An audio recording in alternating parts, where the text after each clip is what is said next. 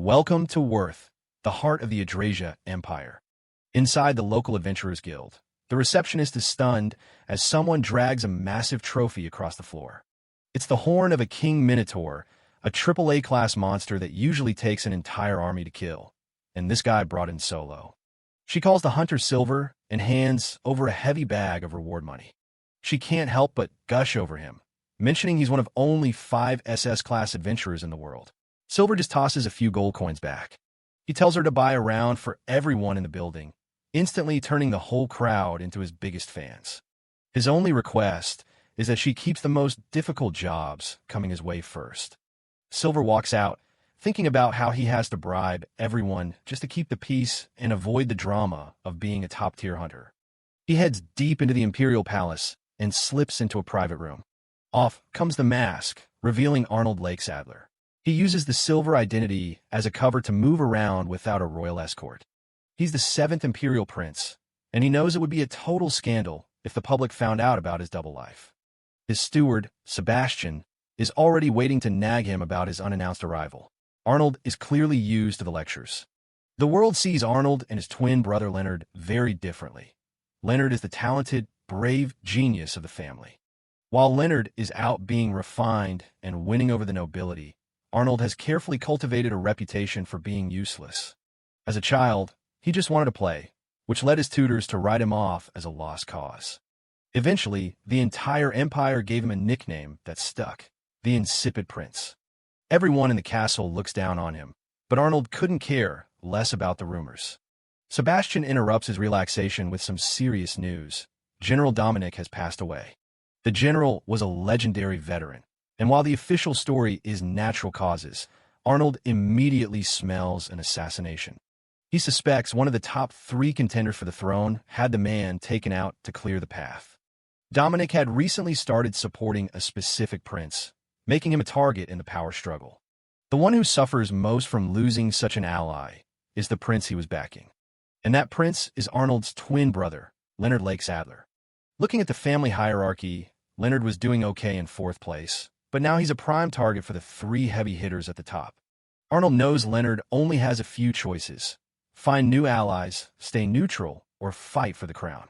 But if Leonard loses, Arnold knows their entire family, including their mother, will be purged. Arnold decides they're going to make Leonard the next emperor. Sebastian asks why he doesn't just take the throne himself. Arnold scoffs at the idea. He'd much rather dump the responsibility on his brother and keep his own freedom. He really wanted to just retire and be a full-time adventurer, but he's not ready to let his family die. He decides he'll just run things from shadows. Silver is officially going back to work. Back in his royal persona, Arnold takes a walk through the palace corridors. He gets cornered by some officials who can't resist mocking his carefree lifestyle. They fake concern, telling him not to let Leonard outshine him in the race for the throne. As soon as his back is turned, they start laughing about the massive gap in talent between the 2 brothers. Arnold just keeps walking, fully aware that no one in the capital treats him like actual royalty. He prefers it this way. If they don't pay him any mind, they won't notice what he's really doing as Silver. He reaches a set of doors and announces his entry. Inside, Leonard is buried under a mountain of paperwork and looking completely stressed out. They get straight to the point about the general's death. Arnold asks his brother what his next move is. Leonard admits he doesn't want to fight his own family, but Arnold knows staying passive is a death sentence. He looks Leonard in the eye and tells him the truth. He's already been marked as a threat by the other candidates.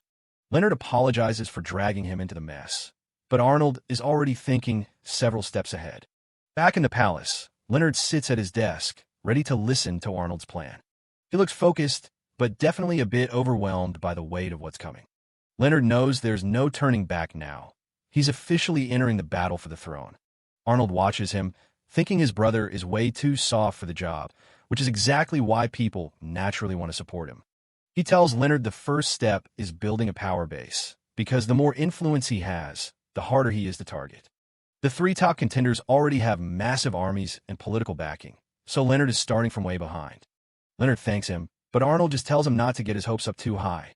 Secretly, Arnold just wants to marry someone pretty and live a life of luxury, but he knows being emperor would kill that dream. He pats his brother on the back, encouraging him to do whatever it takes to win that crown. He can tell the other princes look like monsters to the brilliant but gentle Leonard. Looking at the palace spires, Arnold figures as long as the frontrunners are busy fighting each other, Leonard has a fighting chance. Later, Arnold regroups with Sebastian, preparing to set the first stage of their master plan in motion. They need to find a way to make the Emperor finally recognize Leonard's true worth. Arnold slips back into his silver persona and heads out to meet with Duke Kleinert. But when he arrives at the estate, a blonde-haired guard immediately gives him the cold shoulder. Silver tries to show his official adventurer card, but the guard just tells him to shoo, like he's a stray cat. Behind the mask, Arnold is fuming, tempted to just burn the guy to a crisp right then and there. He remembers a conversation with Sebastian about whether he should just reveal his secret identity as Silver. Arnold's answer was a hard pass. He explains that ancient magic has been a taboo in the royal family ever since his great-grandfather went insane because of it. He's the only one left who can command that forbidden power, and he knows it would ruin Leonard's reputation if people knew his twin was a mad mage. Sebastian asks what the plan is then, and Arnold says he'll just keep playing the part of the useless prince. He asks Sebastian if there are any neutral dukes left who haven't picked a side in the succession war yet. Sebastian pours some tea and mentions the Kleinert family has managed to stay out of the conflict so far. Arnold knows the Kleinerts are a powerful bloodline, and most families would kill to have the future emperor in their debt. He wonders why they're staying so quiet, and suspects there's something bothering them behind the scenes. It turns out their lands are being overrun by high-level monsters that their local guilds can't handle. With a grin, Arnold decides he's going to solve that little problem for them. Sebastian warns that if Leonard is seen moving an SS-class adventurer, people will start getting suspicious. Arnold doesn't care. As long as no one connects Silver to the prince, Leonard will only look more powerful. He tells Sebastian to enjoy the snacks while he's gone and prepares to head out. Using transfer magic, he crosses the entire empire in seconds, arriving right at the Duke's front gate. He's still annoyed by the guard's attitude, thinking the guy is a total disgrace to the Kleinert name. The guard continues to bark at him to leave, completely oblivious that he's yelling at a legend. Silver thinks about how much a single request from him usually costs, and here he is being turned away for free. He looks up at the estate, feeling a bit bad for the Duke, but he knows he has to make things difficult to get what he wants. Suddenly, he spots a stunning girl looking out from one of the upper windows. He realizes she's not just a maid, but the Duke's daughter, Finn. He starts using transfer magic to slip away into the trees. Sebastian's warning echoes in his head. Don't get distracted by her beauty, even if she is the famous Blau Mao. The guard keeps yelling at him to leave, but Silver is focused on the plan. Even a beautiful girl won't distract him now. He finds a quiet spot in the woods to begin his next move. Arnold teleports back to the palace, materializing right behind Sebastian, who is still leisurely sipping his tea. When Sebastian notes his quick return, Arnold simply replies that he's already set things in motion, ready for the next phase of his scheme. Arnold sets the stage. He's heading for the Kleiner domain and needs everything ready. He knows the adventurer Silver already made a move, but this time, he's going as royalty. It's time for the Insipid Prince persona to take over. 5 days later, Arnold and Sebastian arrive at the estate on horseback. Duke Elmer von Kleinert greets them warmly, noting it's been years since they last met. Arnold keeps a straight face, remembering the Duke's reputation for being mild-mannered and trusted. There's no time for small talk, so the prince cuts right to the chase. He leans in, making it clear this isn't just a social call. The topic turns to the succession war and how Leonard has been dragged into the middle of it. Arnold drops the hook. If the Duke feels any gratitude, he needs to back his brother. Elmer is blindsided, having no idea what debt he's supposed to owe. Arnold doesn't miss a beat, accusing the Duke of trying to play dumb after Leonard supposedly moved on his behalf. The Duke starts sweating, insisting his family would never offend Prince Leonard. Arnold fires back, claiming Leonard went through the trouble of hiring the legendary adventurer Silver just for the Duke's sake. He doubles down on the lie, saying Leonard personally wrote a letter requesting Silver's help with the domain's monster problem. When the Duke looks horrified, Arnold gets offended, asking if he's being called a liar. Sebastian steps in to play peacekeeper, giving the Duke some time to look into the matter. The threat is clear. If the Duke is in the wrong, his land will be blacklisted by every adventurer in the Empire. Once they're alone, Arnold can't help but smirk at how well the plan is going. He didn't create this mess. He's just taking advantage of the fact that someone at the estate was rude enough to turn Silver away. Sebastian praises his master's tactical mind, though he notes that Leonard is far too kind for this kind of dirty work. Arnold laughs it off. He doesn't mind getting his hands dirty if it means securing his brother's reputation. Suddenly, shouting breaks out in the hall as the Duke discovers exactly who messed up. The prince settles back into his chair, waiting for the inevitable apology. Duke Elmer drags his son into the room, both of them bowing low in shame. The truth comes out. The son turned Silver away 5 days ago, without even checking his credentials.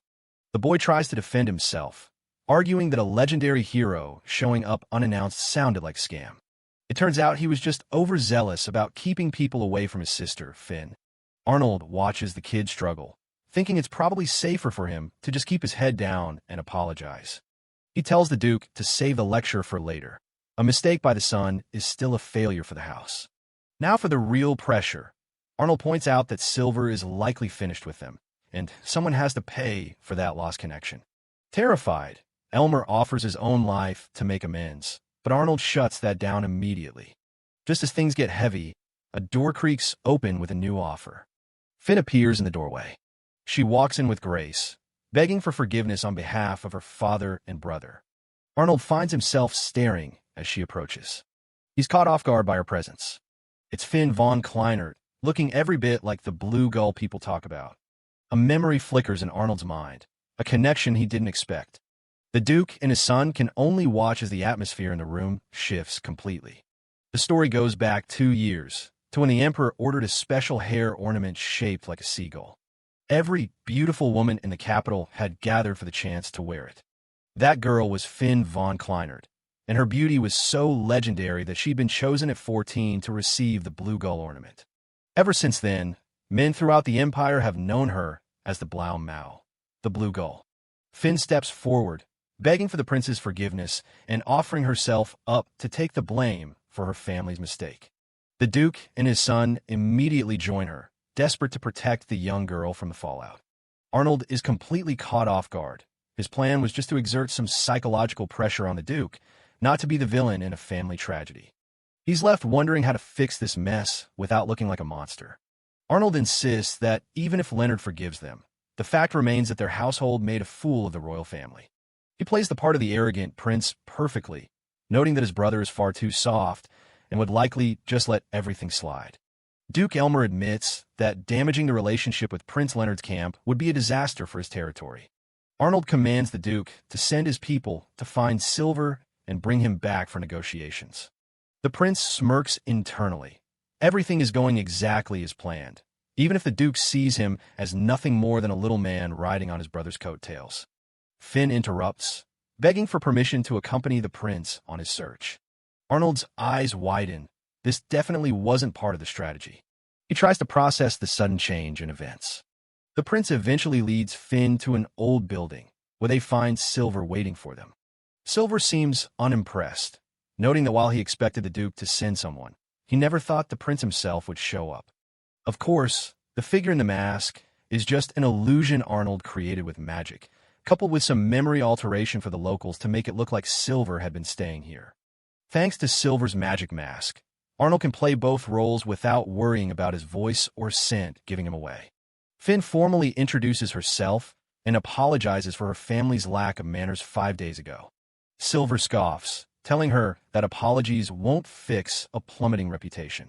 He lectures her on the responsibilities of a noble, saying that if the Duke truly cared for his people, he would have been prepared to welcome any adventurer. Arnold sighs internally. He never thought he'd end up performing a scene where he has to convince himself to do something. The prince steps forward, asking Silver if he's in the mood to continue the request. Silver mockingly asks if the insipid prince has actually managed to win over the Duke's family to his side yet. He claims his only reason for helping was to ensure Leonard succeeded the throne, but now his trust in the Duke's camp is gone. The masked adventurer demands a written oath of loyalty from the Duke, or he'll walk away right now. When Silver calls the demand a farce, Arnold does the unthinkable and bows his head in a deep, humble apology.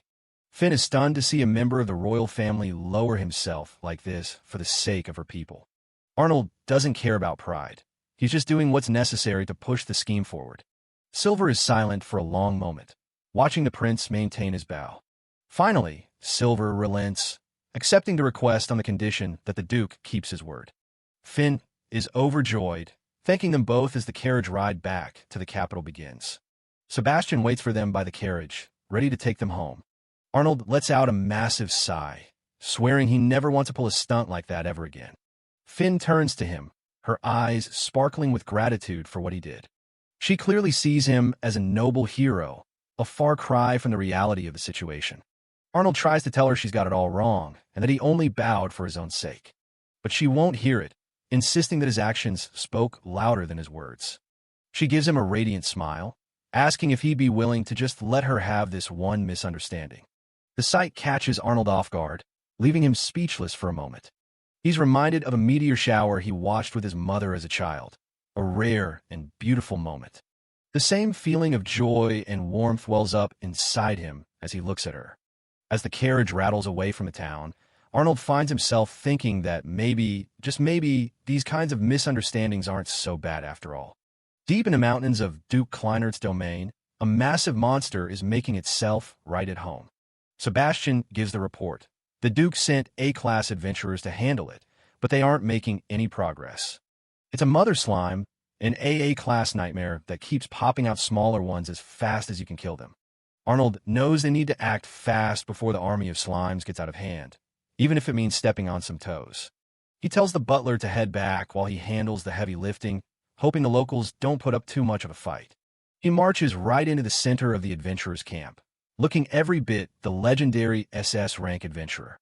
The leader of the group, Abel, isn't exactly thrilled to see a masked celebrity crashing his mission. Abel introduces himself, clearly annoyed that he looks like a rookie compared to the guy in a mask. Arnold expected the cold shoulder. Adventurers are a proud bunch, and nobody likes being shown up. Abel makes it clear that they don't plan on just rolling over and letting a newcomer take all the credit. Silver says they can throw all the insults they want, which only makes the leader more frustrated. The party's A-class girl chimes in, admitting they've hit a wall because they just don't have the firepower to finish the job. Silver offers a compromise. He'll call it an official emergency, but they're free to try and finish the job before he steps in. Reality hits Abel hard, and he finally admits they're out of their league, telling the masked man to just do what he wants. Arnold has to respect it. The guy is a real leader, putting his team's safety over his own pride. He gives them a rare bit of praise for the work they've done, which caught the exhausted adventurers completely off guard. He tells them he's not being sarcastic. He actually appreciates their effort and feels like he owes them one. Time to show them why he's ranked SS as a massive magic circle starts to glow under his feet. He begins to chant, warning everyone that the hour of judgment has officially arrived. The air thickens as he calls upon the divine flame, preparing to unleash something the world hasn't seen in ages. He shouts the name of the spell, Execution Prominence, and a pillar of fire incinerates everything in its path. The adventurers can only watch in sheer terror, as the landscape is literally rewritten by the blast. Silver stands tall amidst the heat, looking like a god of destruction in the middle of the inferno. When the smoke finally clears, there's nothing left but scorched earth and a very dead mother slime. The girl is speechless. She just saw a man vaporize a mountain like it was nothing. Abel tries to thank the hero of the day, but Silver just brushes it off and says he's got other places to be. Without another word, he disappears into a pillar of light, leaving the survivors to process what they just witnessed. Back at the Duke's estate, the mask finally comes off as Arnold lets out a long, exhausted sigh. He figures he played it perfectly. The Duke will be grateful to Prince Leonard, and their political position will be solid. He turns around to relax, only to find Finn standing right there, staring at the mask in his hand. She's frozen, dropping her tray as the realization hits her that the useless prince and the legendary Silver are the same person. Arnold curses his own carelessness. He's still in full costume, and there's no way he can talk his way out of this one. His mind starts racing through his options, but silencing the Emperor's favorite guest would just bring the whole palace down on him. She explained she only came by with some sweets because he didn't answer his door, and she got worried. She panics and starts swearing that she won't tell a soul, which kind of defeats the purpose of keeping a secret. He pins her against the wall, dropping the act to warn her that help isn't coming and he's more than capable of being dangerous. Instead of being scared, she just accepts it, telling him that if he has to hurt her, she understands. She smiles, telling him she trusts him because a kind person wouldn't go through all this trouble for his brother. Arnold is stunned. He didn't expect her to have that much faith in him after catching him like this. She even realizes he's been manipulating the situation for his own ends, but she still chooses to believe in his good intentions. Looking at her, he realizes that this is a level of trust he can't bring himself to betray. He gives her a final warning to keep her mouth shut, while she just beams at him, happy to be in on the secret. Finn is fascinated by Silver's mask, but Arnold is too busy panicking about his secret being out to care. She tries to cheer him up with some sweets, while he just face-plants onto the table, completely defeated by his own carelessness. Back at the Duke's office, Abel is turning in his report, making it clear that it was Silver who really saved the day. The leader is humble enough to admit his team couldn't have done it alone, asking that Silver gets the credit he deserves. Duke Elmer is impressed by the honesty and promises to keep the A-class team in mind for future contracts. Arnold joins the conversation as the prince, reminding everyone that everything Silver did was for the sake of his brother, Leonard. The Duke is fully on board now, shaking Arnold's hand and swearing to put his full weight behind Leonard's bid for the throne. Arnold feels a weight lift off his shoulders. They finally reach the starting line of the real battle.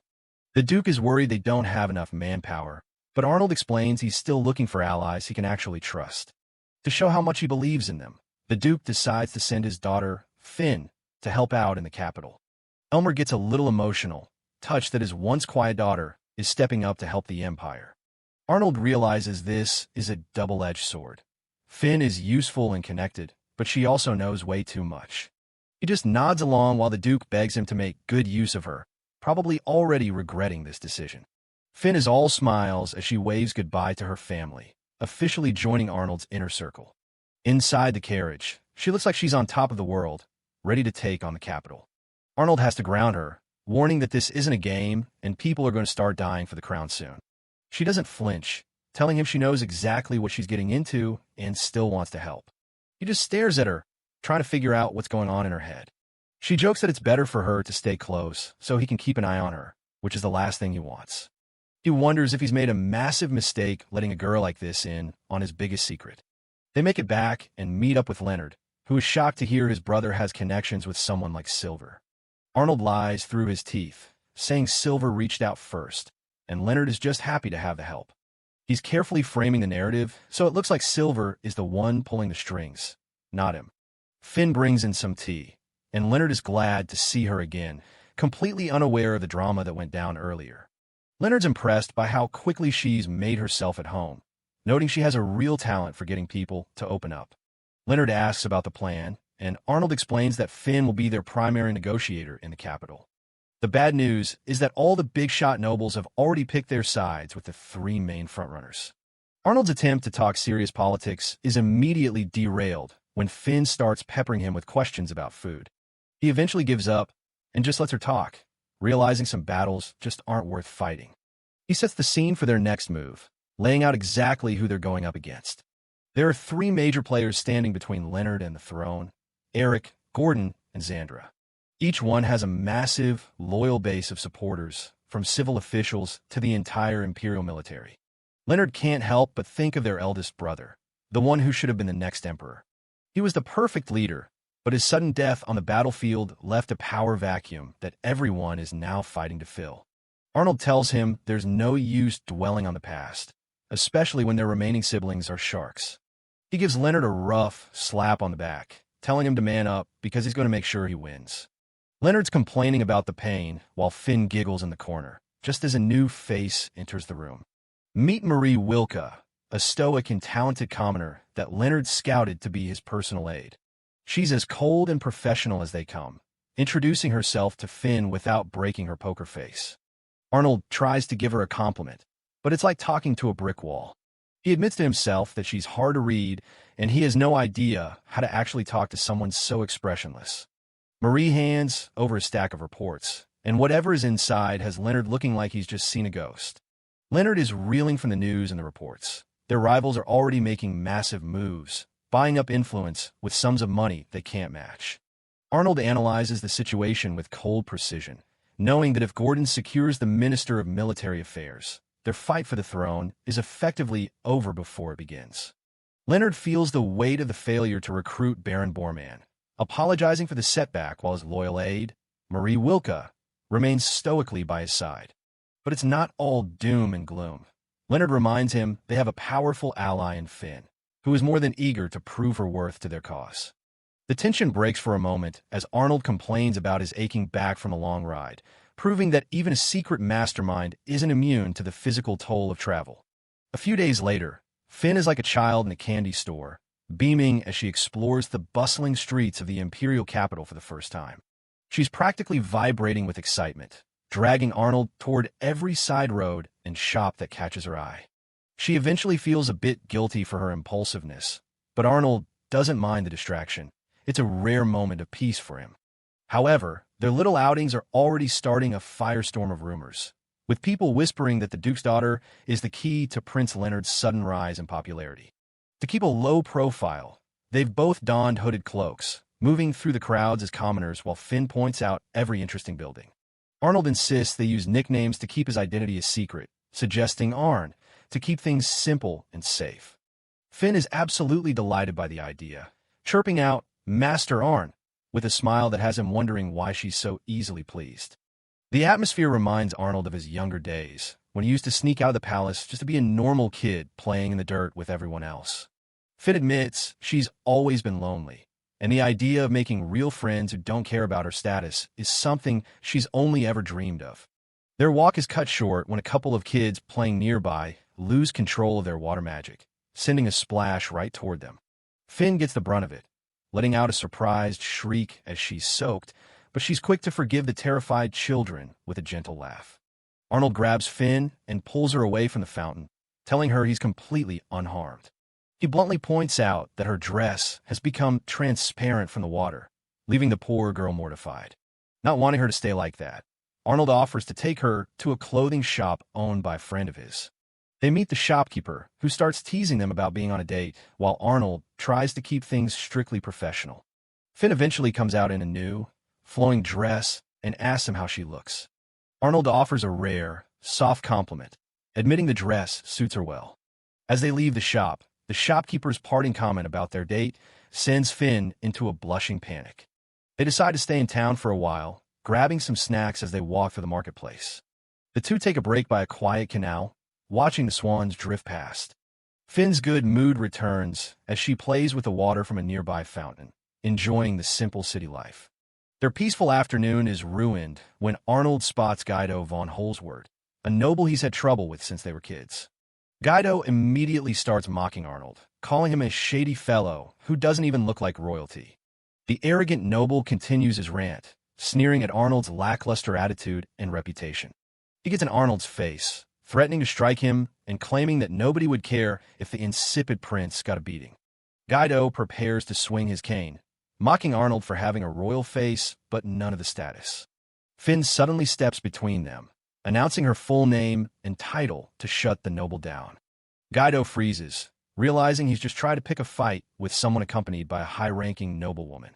He tries to save face by doubling down on Arnold's bad reputation, hoping the crowd won't side with the prince. As the onlookers start whispering, Guido begins to panic, realizing he's made a huge social blunder.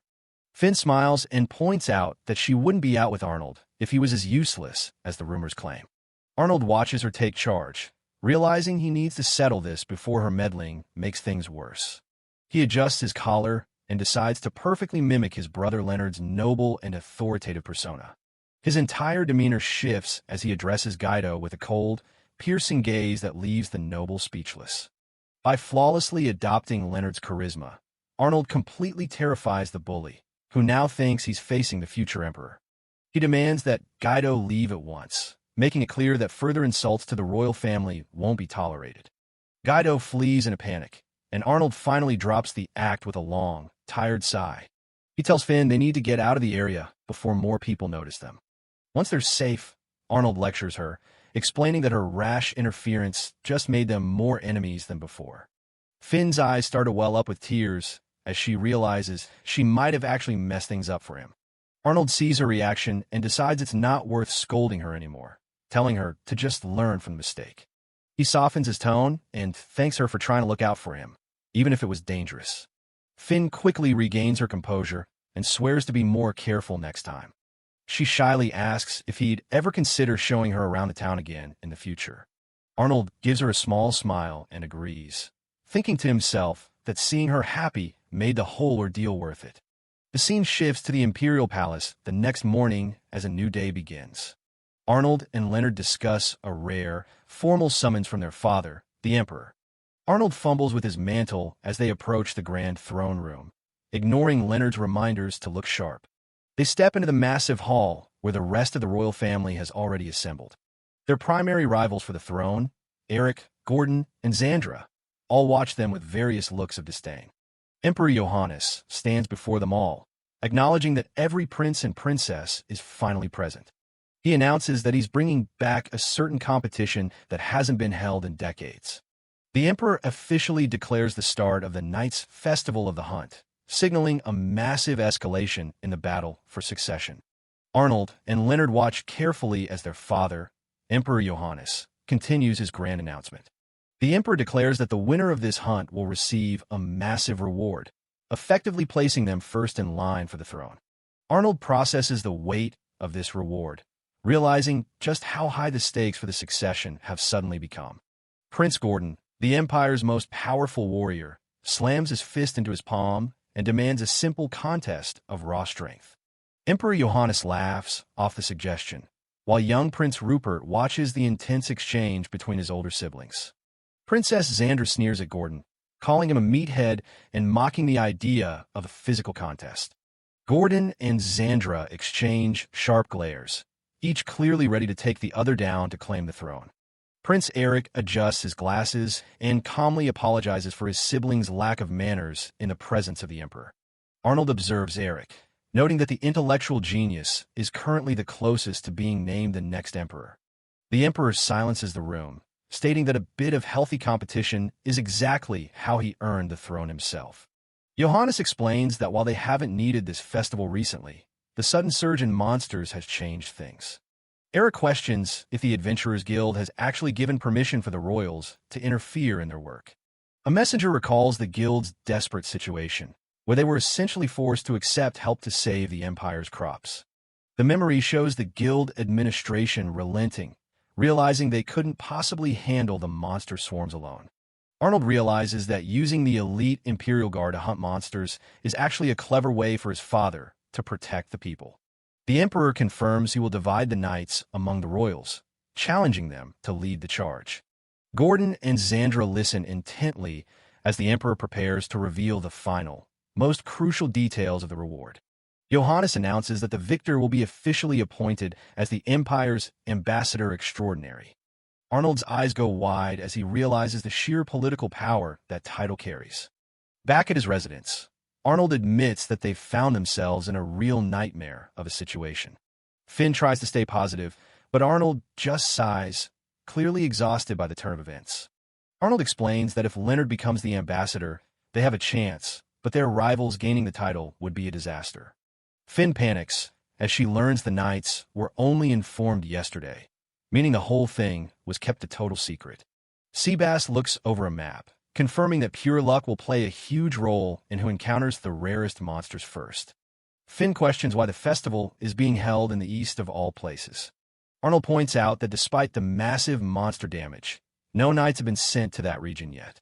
Seabass explains the general rules of the hunt, while Arnold realizes the Emperor himself will be the one judging the winner.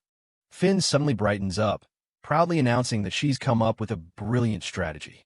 She suggests that the easiest way to win would be to just let Arnold use his true strength and win the whole thing. Arnold and Seabass exchange a long, flat look at the absurdity of the suggestion. Arnold facepalms, reminding her that he has to maintain his useless reputation to stay under the radar.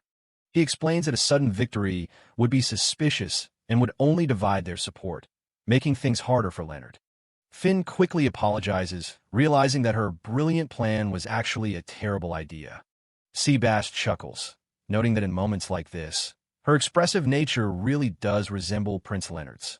Arnold looks out the window, realizing that any attempt to cheat would only bring more suffering to the people in the East. Finn is relieved to hear that Arnold would never do something so heartless, apologizing again for her suggestion. Seabass gently tells Finn that Arnold actually likes her just the way she is.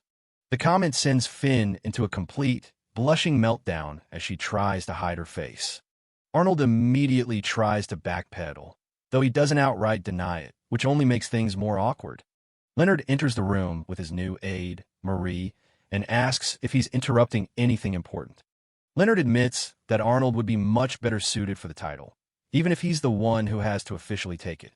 Leonard looks down, admitting that the thought of fighting against his own family for the throne is genuinely depressing. Leonard acknowledges the weight of the burden he carries, knowing that if he fails to win the succession, a bleak future awaits everyone who follows him. Arnold reflects on the ruthlessness of his elder siblings, Gordon, Xandra, and Eric, who have already proven they are willing to commit murder for the throne.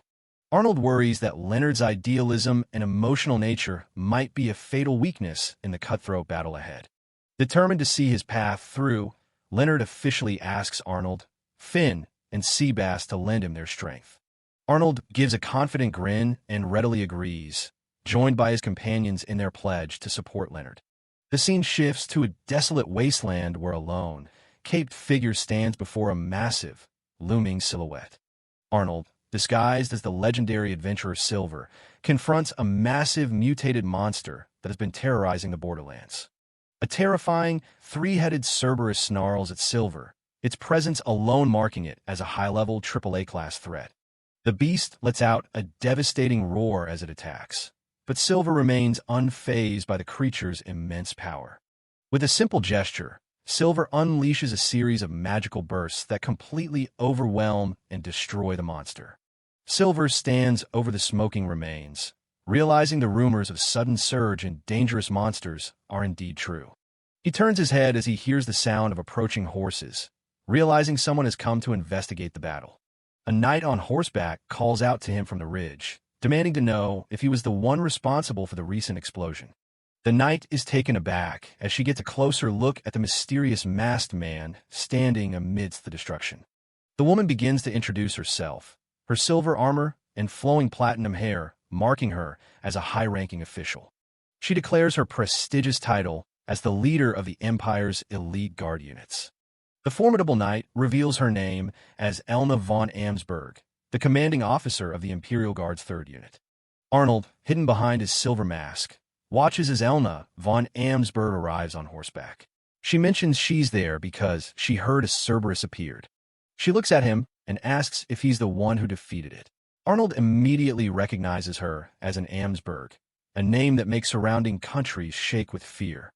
That name comes from a hero 500 years ago who killed a demon king and turned down every title and reward offered to him. To keep him around, the emperor created the rank of Supreme Archduke just for his family, making them higher than even the princes. The woman standing in front of him now is the current heir to that legendary house, Elna von Amsberg. Arnold remembers her as his childhood tormentor. She used to call him a weakling and a crybaby during their brutal training sessions. He's sweating under the mask, but then he realizes he's in his silver persona. He doesn't have to be scared of her right now. He decides to get some petty revenge and tells her that for an archduke's daughter, her eyesight is surprisingly bad. Arnold panics internally, wondering if he just messed everything up by being too aggressive. Elna is silent for a moment before asking if he's the SS-class adventurer, Silver. She flashes a terrifying, angry smile and remarks that having a little bit of power has clearly given him a huge ego. Arnold realizes getting involved with her only brings bad news. He knows he needs to find a way to trick her and get out of there. He tries to play it cool, saying he doesn't care about titles and that the commoners just call him the protector of the capital. Elna takes this as a direct challenge to her family's honor. Elna asks if he's just obsessed with a nickname or if he really doesn't care about the Amsbergs at all. Silver clenches his fist. He decides that since a friendly relationship is impossible, he's just going to stay on the offensive. He laughs at her, saying it's small-minded that her family can't stand anyone else being praised. Elna is absolutely fuming. He adds that he only beat the monster because he accepted a request from the guild and calls her the insolent one. One of Elna's subordinates suggests they pull back since the guild is involved. She tells Silver he'd better remember this moment. She insists that the knights are the ones who protect the Empire, not some random adventurer. Silver just shrugs and says he'll probably forget. Elna glares at him one last time before turning to leave. The group of knights rides away, leaving Arnold alone in the wasteland. Arnold feels refreshed. He finally got to talk down to the person who spent years bullying him. Then he realizes he just made an enemy of the most powerful knight in the Empire for no actual reason. A few days later back at the palace, Seabass is busy getting things ready. Arnold waits by the door. Today is the day a new commander from the Imperial Guard is supposed to start working for him. Seabass mentions it'll likely be a high-rank commander to match the prince's own status. Arnold is terrified, praying it won't be Elna. He explains that she's a child prodigy who became a commander at 14.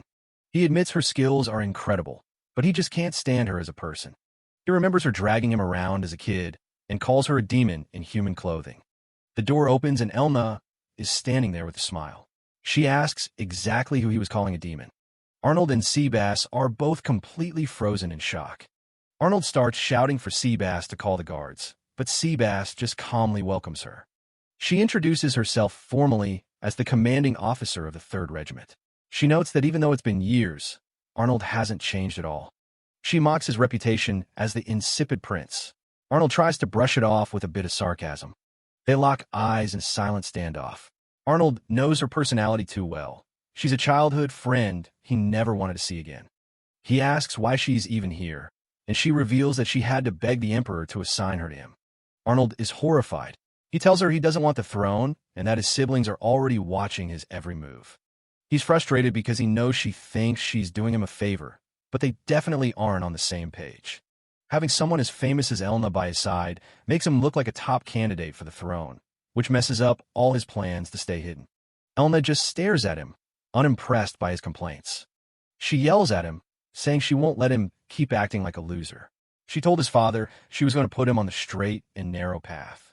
She decides they're starting training right now to see how his horseback riding is. Arnold can only let out a defeated sigh. He tries to fake a headache, but Seabass and Elna just call him out for lying. She grabs his arm and drags him off to the practice grounds. Arnold is practically begging for the nightmare to stop, but Elna isn't having any of it. She insists they're moving out right now. A little later, Arnold is slumped over on ground. He lets out a painful groan after the session. Back in his room, Arnold lies face down as Finn gently applies some medicine to his sore back. He complains that his back won't stop cracking because of the intense workout. Finn mentions that Elna said practice wouldn't even start until the afternoon today. Arnold is shocked, wondering if the concept of a day off even exists for that woman. Seabass chimes in, noting that Arnold usually skips out on subjects like horseback riding and swordsmanship, so he doesn't have much stamina. Finn is surprised, having assumed all adventurers were physically blessed. Arnold explains that he uses ancient magic to disguise his weaknesses and doesn't actually do anything to build real stamina. He's just naturally a weakling without his spells. Finn comments that if he doesn't use magic, he really is as weak as Elna says. Arnold just sighs, not even having the energy to argue with her. Seabass points out that this is actually a great opportunity for Prince Leonard.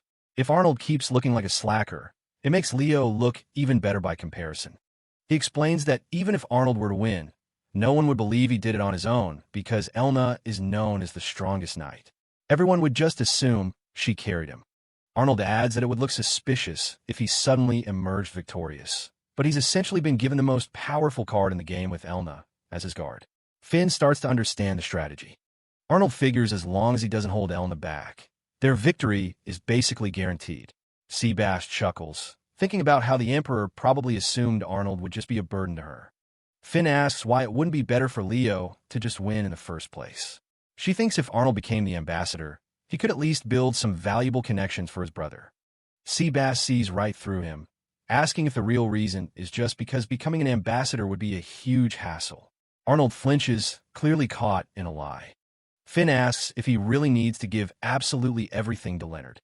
Arnold is silent for a moment.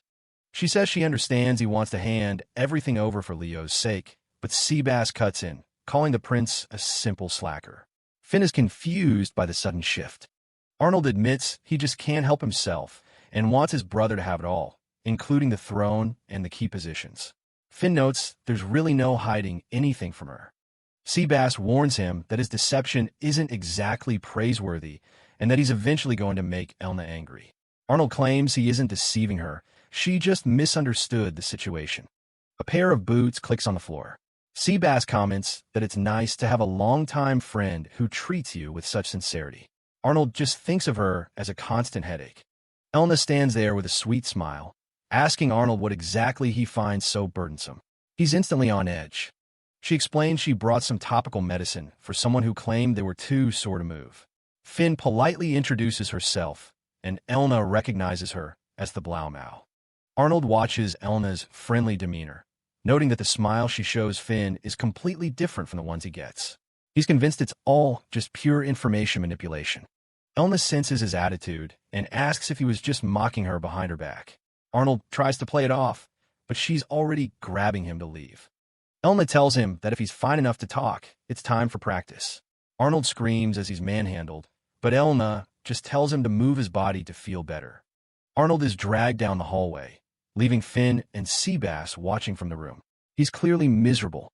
Later that night, the city skyline is dark. Arnold is back in his room, complaining about being sore from head to toe.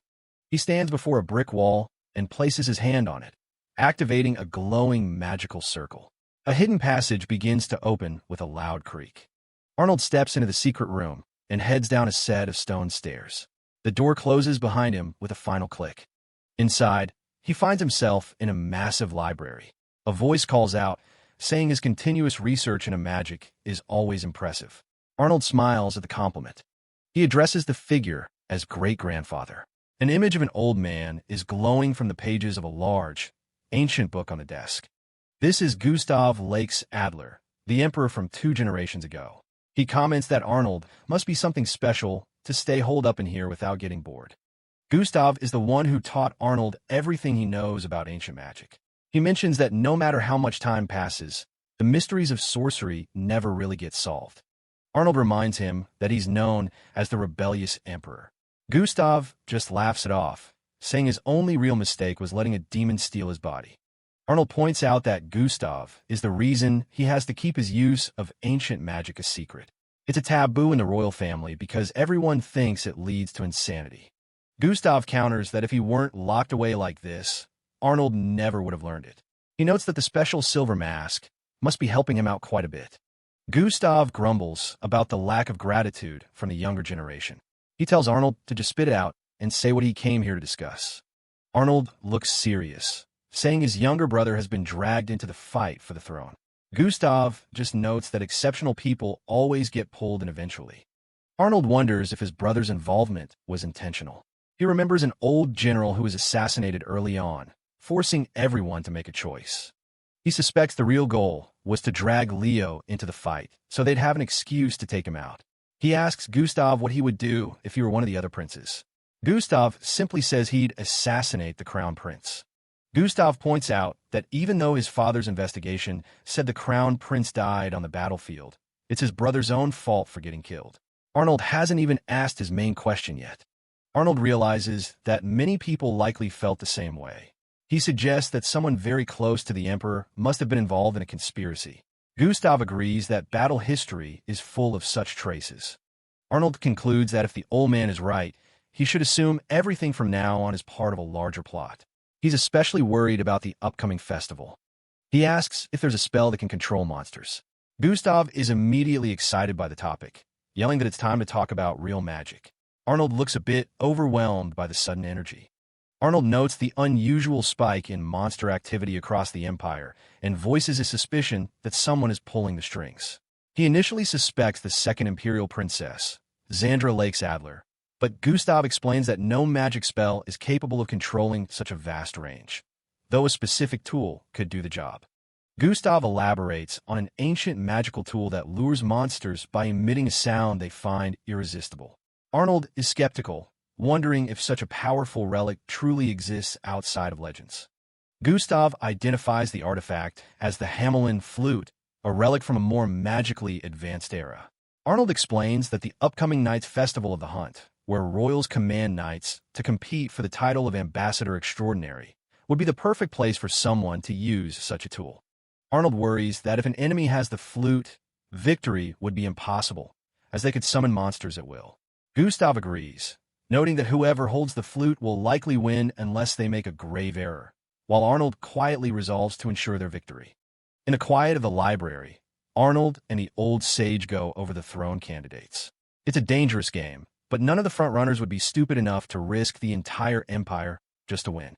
The sage suspects someone else is pulling the strings from the shadows, and Arnold has a feeling the old man is right on the money. Arnold lets out a heavy sigh. If he doesn't figure out who this mystery player is, the upcoming festival is going to be a disaster. The sage explains that stopping the Hamelin flute is nearly impossible, since it makes a sound that only monsters can hear.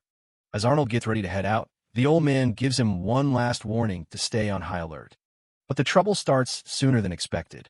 Back at the palace, Arnold is suddenly cornered in a dark hallway.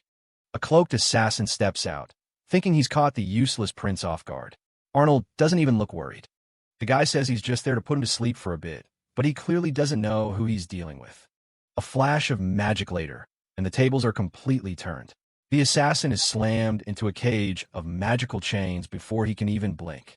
Arnold calmly explains that he's always got a detection barrier up. Getting close to him is basically impossible.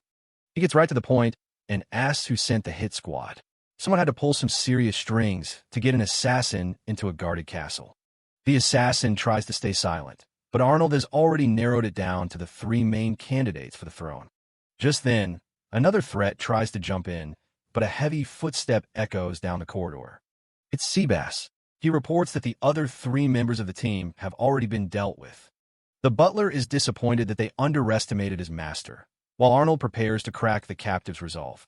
Arnold casts a high-level fear spell, surrounding the assassin with terrifying ancient runes. The guy breaks instantly, screaming Princess Xandra's name in pure terror. Arnold realizes his sister is the one behind the hit. It's clear Xandra didn't hold back on the training for her agents, but there's still no match for Arnold's magic. Instead of killing him, Arnold decides to stash the assassin away. He could be a useful ace to play against Xandra later. A few days later, Arnold is traveling in a royal carriage, still trying to piece together the larger plot. Finn snaps him out of his thoughts, excited that they can finally see the city where the festival is being held. Arnold watches as they pull into the destination, ready to put his next plan into motion. The city of Kiel is bustling with energy as everyone prepares for the night's festival. Arnold watches the crowd from a distance, keeping the sage's warning in mind. Something is definitely happening behind the scenes. He waits on a bench until Finn finally shows up to meet him. She's wearing the magical glasses he gave her, which seem to be working perfectly as a disguise. He asks if she was recognized on the way, but she didn't have any trouble at all. The glasses carry a slight magic effect that makes a high-profile beauty like Finn look like just another average girl in the crowd. It won't fool a master mage, but it's more than enough for a casual stroll through town. Finn is thrilled. She's determined to enjoy the festival to the fullest now that she can walk around unnoticed. They head straight for the food stalls, and Finn is ready to conquer every single one of them. A little while later, she's already reached her limit and is clutching her stomach in defeat. Arnold hands her some water, amused that she actually tried to eat everything in sight. He suggests they take a break from the eating and just enjoy the sights for a while. As they're walking, they spot Arnold's brother, Prince Leonard, along with his attendant Marie. Leonard spots them and comes over to say hello, teasing them about being out on a date. Arnold tries to act casual, but Leonard and Marie seem pretty convinced they've walked in on a romantic moment. But Leonard isn't just here for fun. He explains that there's been a string of thievery reported in the city. He warns Finn to be extra careful, as the thieves are specifically targeting precious metals and jewelry. Finn instinctively touches her hair, making sure her precious bird ornament is still in place. Arnold suggests heading back early, but he suddenly feels a strange presence bypass his detection barrier. A small, white creature called a blet pops out from the shadows, and it looks like it's looking for its next target. Finn is absolutely smitten with the little white creature, but Arnold can't shake the feeling that something is very wrong. The creature is acting way too friendly, and Arnold realizes he's seen something like this before. It's too suspicious to be just a wild animal. Arnold racks his brain, trying to remember what these things are called, while Finn continues to play with it. It hits him. It's a blet, a small animal from the western part of the continent. They aren't supposed to be anywhere near the city. Suddenly, the bullet starts burrowing into Finn's clothes, tickling her as it scurries around. Finn panics as the creature starts jumping around under her dress, while Arnold realizes there's another one lurking nearby. It's absolute chaos. Marie and Finn are both struggling with the pests, and Arnold is left wondering how to help without getting his hands dirty. The little thieves finally make their getaway, leaving Finn and Marie completely exhausted from struggle. Finn realizes her precious hair ornament is gone. Arnold knows this wasn't just a random act. Someone has trained these creatures to steal. Prince Leonard and Marie head off to start a formal search, while Arnold decides to take a more direct approach. Finn is on the verge of tears, blaming herself for causing more trouble for Arnold. Arnold gently reassures her. He tells her not to worry and promises they'll find it before she knows it. He explains that while the animals are clever, they're still just animals. He's already figured out the trick they're using. He's not going to search for the blood itself. He's looking for whoever is calling it. Training animals like this takes a very specific setup. He points out that the crowd is too thick for a thief to risk being nearby. There has to be a safer way they're guiding the creatures. Arnold knows there's a trick to it, and he's already one step ahead of the thieves. He shows Finn a phono stone, an item often used to lure monsters by emitting specific sounds. The thieves must be using them like a trail of breadcrumbs. The male bullets are drawn toward the sound, carrying their stolen goods right back to a specific location. It's a clever setup, but not clever enough. Finn is fired up and ready to stop them, while Arnold tracks the sound through the city's narrow back alleys. The walls are closing in as they go deeper into the slums. Arnold tells her to stay close and keep moving. Finn spots another phono stone and rushes ahead, but she loses her footing on the uneven ground. Arnold catches her just in time. For a brief second, the two are flustered by how close they are in the cramped alleyway. They quickly regain their composure, while another bullet watches them from a distance. They eventually find a bullet that seems lost. Arnold promises the little creature they'll get its stolen treasure back soon. They've reached the end of the trail. The thieves' hideout is right in front of them. Arnold stares at the building with a sharp look in his eye. It's time to wrap this up. Arnold tightens his tie, ready to move in, but he knows exactly how to make this work in his favor. He calls out to Prince Leonard, who has just arrived with a squad of knights. He tells his brother that he's already located the base. Finn is a little annoyed that Arnold is giving all the credit to Leonard, even though he was the one who did all the hard work. Arnold explains his reasoning. If the knights thought the info came from him, they wouldn't take it seriously. But if Leonard leads the charge, his reputation will soar. Finn watches as the knights prepare to breach the hideout. She's starting to realize just how deep Arnold's strategy goes. The knights storm in, caught in a flurry of movement as they corner the thieves. "Nobody move," echoes through the hideout. The lead thief is shocked they found his base so quickly. He demands to know how they tracked them down. But Arnold and Finn just watch from the sidelines as the knights finish the job. The little bloods are safely back in their cages. Amidst all the stolen goods, Finn spots her hair ornament sitting on the table. It's a huge relief. Leonard returns the ornament to Finn, but he strictly warns her that she can't just take back stolen items. There's a process for this. Finn takes off her magical glasses, revealing her true identity to the stunned knights. Arnold just smiles, knowing what's coming next. Leonard introduces her as the Blau Mao, and the knights are immediately falling over themselves to apologize. Only those close to him know her true worth. Arnold steps in with a stern warning. If news got out that a gift from the Emperor was stolen under their watch, they'd be in serious trouble. The knights quickly agree to keep the whole incident a secret, grateful to avoid a massive scandal. Leonard and Arnold have them right where they want them. Later, Finn thanks Arnold for everything. He brushes it off as luck, but she knows he was the one who really saved the day. She tells him that even if the rest of the world doesn't see his good deeds, she always will. Arnold is left speechless as she expresses her unwavering support. Arnold is touched by Finn's sincerity as she promises to always remember the kindness he's shown her. With a light-hearted chuckle, Arnold tells her he'll be counting on that, and Finn beams with happiness as they continue their walk. As they stroll through the lively festival, Finn vows to one day write a book about everything Arnold has done. Arnold, however, would much prefer he stays out of the history books.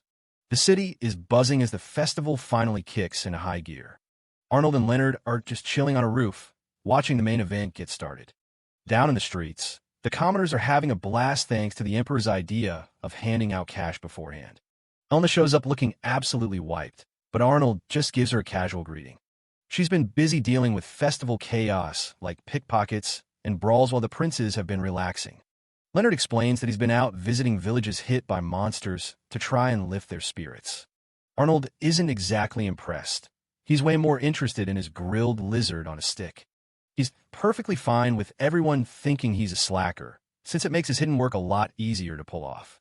He even made Leonard promise to keep quiet about who actually handled the recent thief incident. Since Elna isn't in on the secret, Arnold just offers her a bite of his food as a reward for her hard work.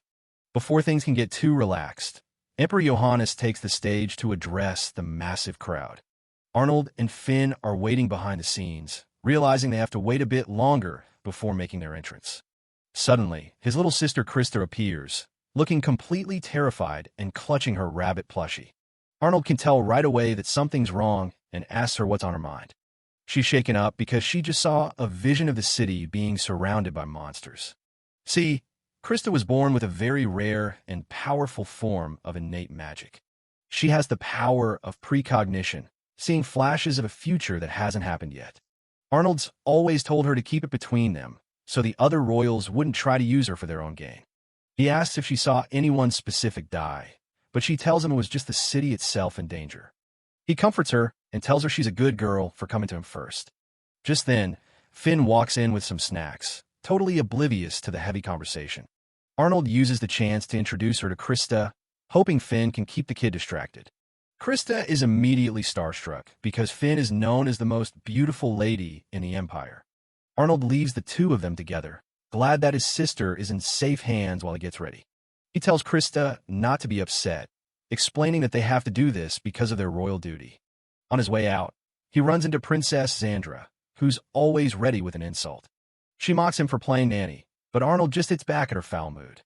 That's when Prince Gordon steps in, and he's clearly looking to start some trouble. He tells Arnold to hand over his knight Elna, since a useless prince doesn't need someone so talented. Arnold just plays it off, saying he's too scared of their father to go against his orders and change knights. Gordon is visibly annoyed by the lack of backbone and promises to beat Arnold into submission. Leonard shows up to help Krista, promising that he'll come to her rescue if anything happens. That's all the little princess needed to hear to finally cheer up and feel better. With the festival starting, the brothers discuss their routes, and Arnold decides to head south. Leonard wants to go where the monsters are thickest, so he can prove his worth as a prince. Arnold suggests a plan where they take out a high-tier monster to scare the smaller ones away. He tells Leonard to keep up the pace and win, or Elna is going to be absolutely furious with him. While everyone else is hungry for glory, Arnold is just happy he can stay out of the spotlight. Back at the ceremony, the Emperor calls for the knights to swear their allegiance to his children. The atmosphere gets heavy as the royal family prepares to lead their forces into the hunt. Johannes raises a fist and lets out a roar that echoes across the entire stadium.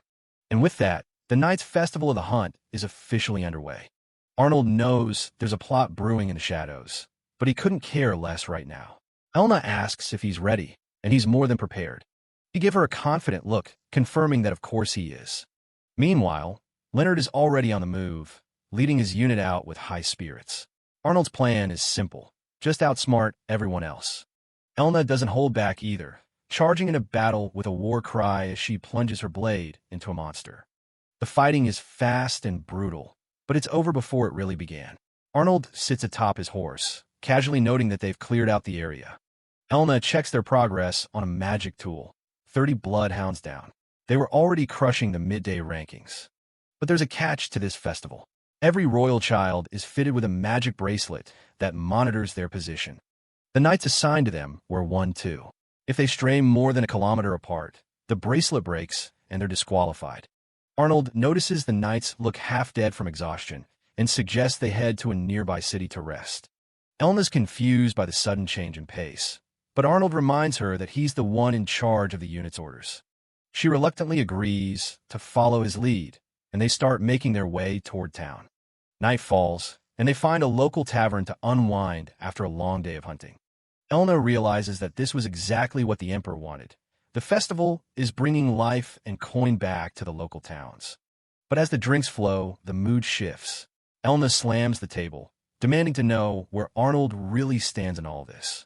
Arnold's more upset about his spilled wine than the political interrogation. He's definitely not acting like a typical royal. He makes a comment about how much of a refined lady she's grown into, which just earns him an insult about being a spoiled brat. Things get a bit awkward when Elna notices where his eyes are wandering, and she quickly reminds him they're up higher. She gets flustered, claiming she's just a late bloomer and will be amazing before he even realizes it. Arnold makes a jab about her chances being low, which almost gets him a fist to the face. Elna is ready for some after-dinner exercise.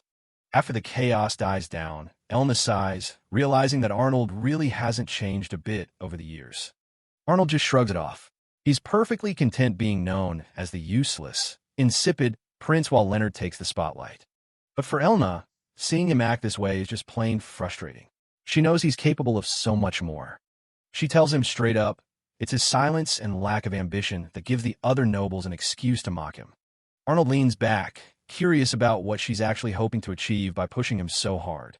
Elna looks out the window, her voice serious as she tells him she thinks he should be the one gunning for the throne, not Leonard. Arnold's expression shifts. He recalls an assassination attempt from not too long ago that would have ended him if Seabass wasn't there. He knows his older siblings have become merciless. In their eyes, the only thing waiting for the loser of this succession war is death. That's exactly why he's pushing Leonard. If his brother doesn't become emperor, both of them are as good as dead. But there's another reason he stays distant. He knows the political sharks will eventually target Elna just to get to him. Elna apologizes for pushing, but Arnold just tells her to relax. He's going to do his best for the rest of the festival. By the time day 3 of the hunt rolls around, things have taken a weird turn. The group is riding through the plains, but there isn't a single monster in sight. Arnold figures the monsters have just sensed Elna's threatening aura and are staying as far away as possible. He knows Leonard and Gordon are right on their heels in the rankings, so the best-case scenario is still a win for Leo. Suddenly, a panicked soldier rushes over, begging Arnold to check the latest updates on the magic orb. Elna's jaw drops as she sees the results. Prince Carlos has somehow jumped into first place out of nowhere. It's impossible for someone with the skill to take down 2 AAA-class monsters that fast unless they're a legendary adventurer. Arnold realizes the truth instantly. Carlos is the one luring the monsters in to manufacture a win. He decides to drop the rankings game. Something much bigger is happening, and they need to move before time runs out. He remembers Krista's vision of the city being completely overrun by a monster horde. A curse slips under his breath as the gravity of the situation finally hits him. A massive rumbling shakes the ground beneath their horses, and Arnold looks back in horror as the vision starts to become a reality. The ground shakes with a terrifying rumble, and Arnold's unit is thrown into a panic.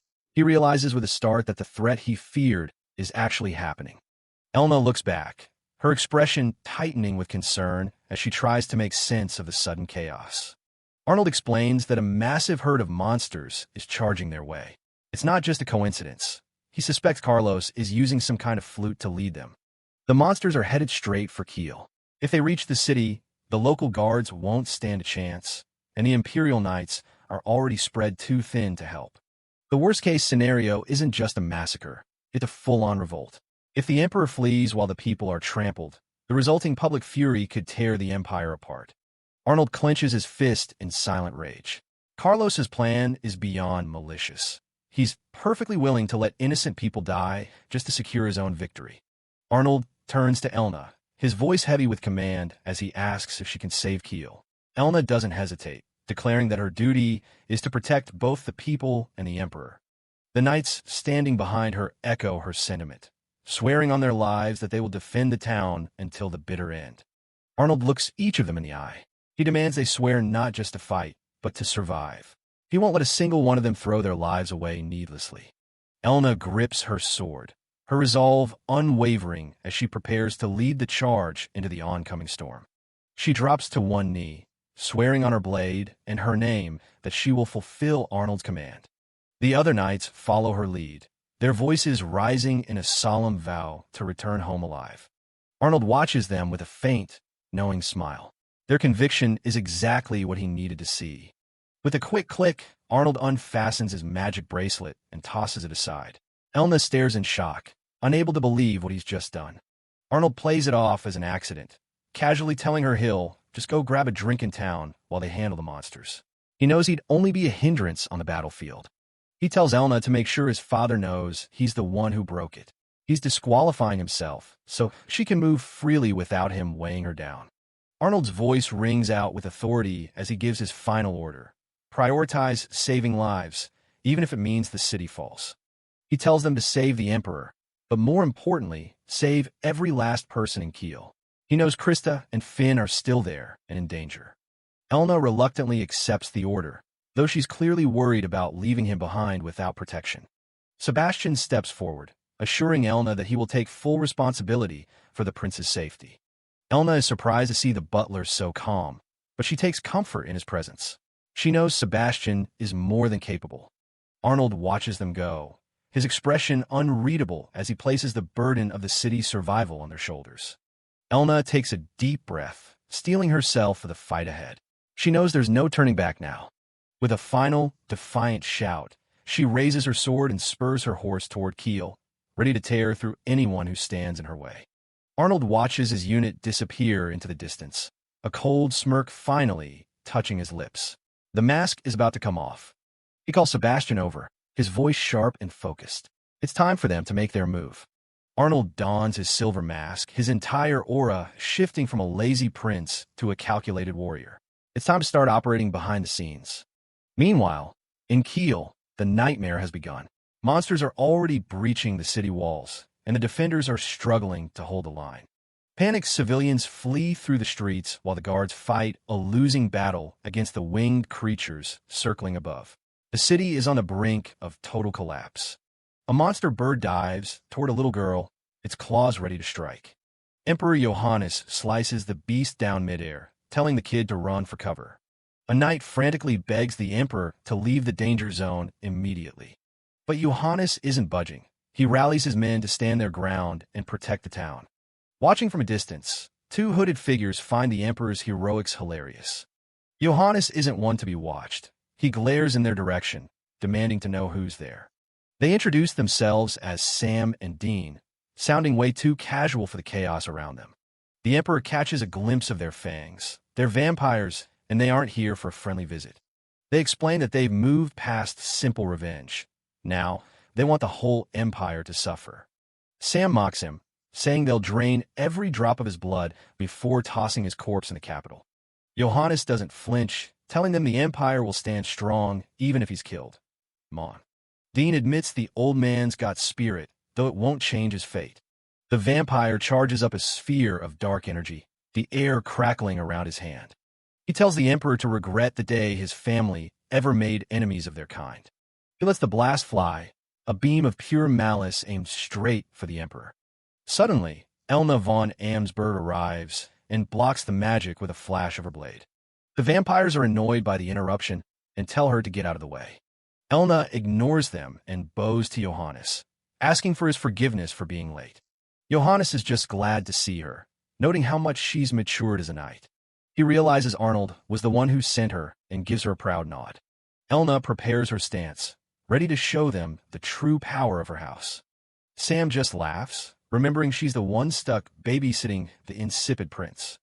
He mocks her, saying she only got this far because Arnold is too incompetent to notice she's gone. Dean warns his brother not to get cocky, since the Amsberg family is famous for being heroes. Magical energy starts swirling around Elna as she focuses her power. Furious at the insults, she warns them to prepare for the certain deaths they deserve.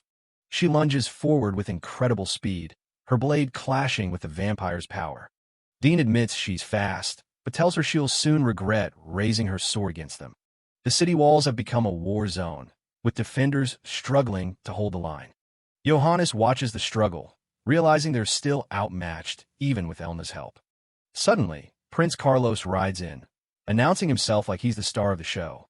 He claims he's broken through the monsters to save everyone, calling himself the embodiment of a hero. In his head, he's already picturing the glory and the crown that will surely follow. That fantasy lasts about 2 seconds before a massive dark blast hits him square in the chest. Carlos and his horse are sent flying as the explosion rocks the battlefield. Sam can't stop giggling at the idiot prince while Elma glares, her patience wearing thin. Johannes is stunned by the reckless display. Far away, another group is on the move. Prince Leonard urges his knights to ride faster, desperate to reach Kiel as soon as humanly possible. A masked figure suddenly drops from the sky, landing right in the middle of the path. Leonard barely manages to stop his horse, staring at the mysterious intruder in shock. He asks if the man before him is the legendary SS-class adventurer, Silver. The masked man introduces himself with a polite bow to Prince Leonard. Leonard tries to be polite, but Silver doesn't have time for pleasantries. He's got business to attend to. The masked adventurer bluntly tells the prince that charging in a keel at this rate is basically a suicide mission. Leonard is taken aback, asking exactly why he'd say such a thing. Silver explains that against a literal horde of monsters, Leonard's small group is just a drop in the bucket. But Leonard is determined.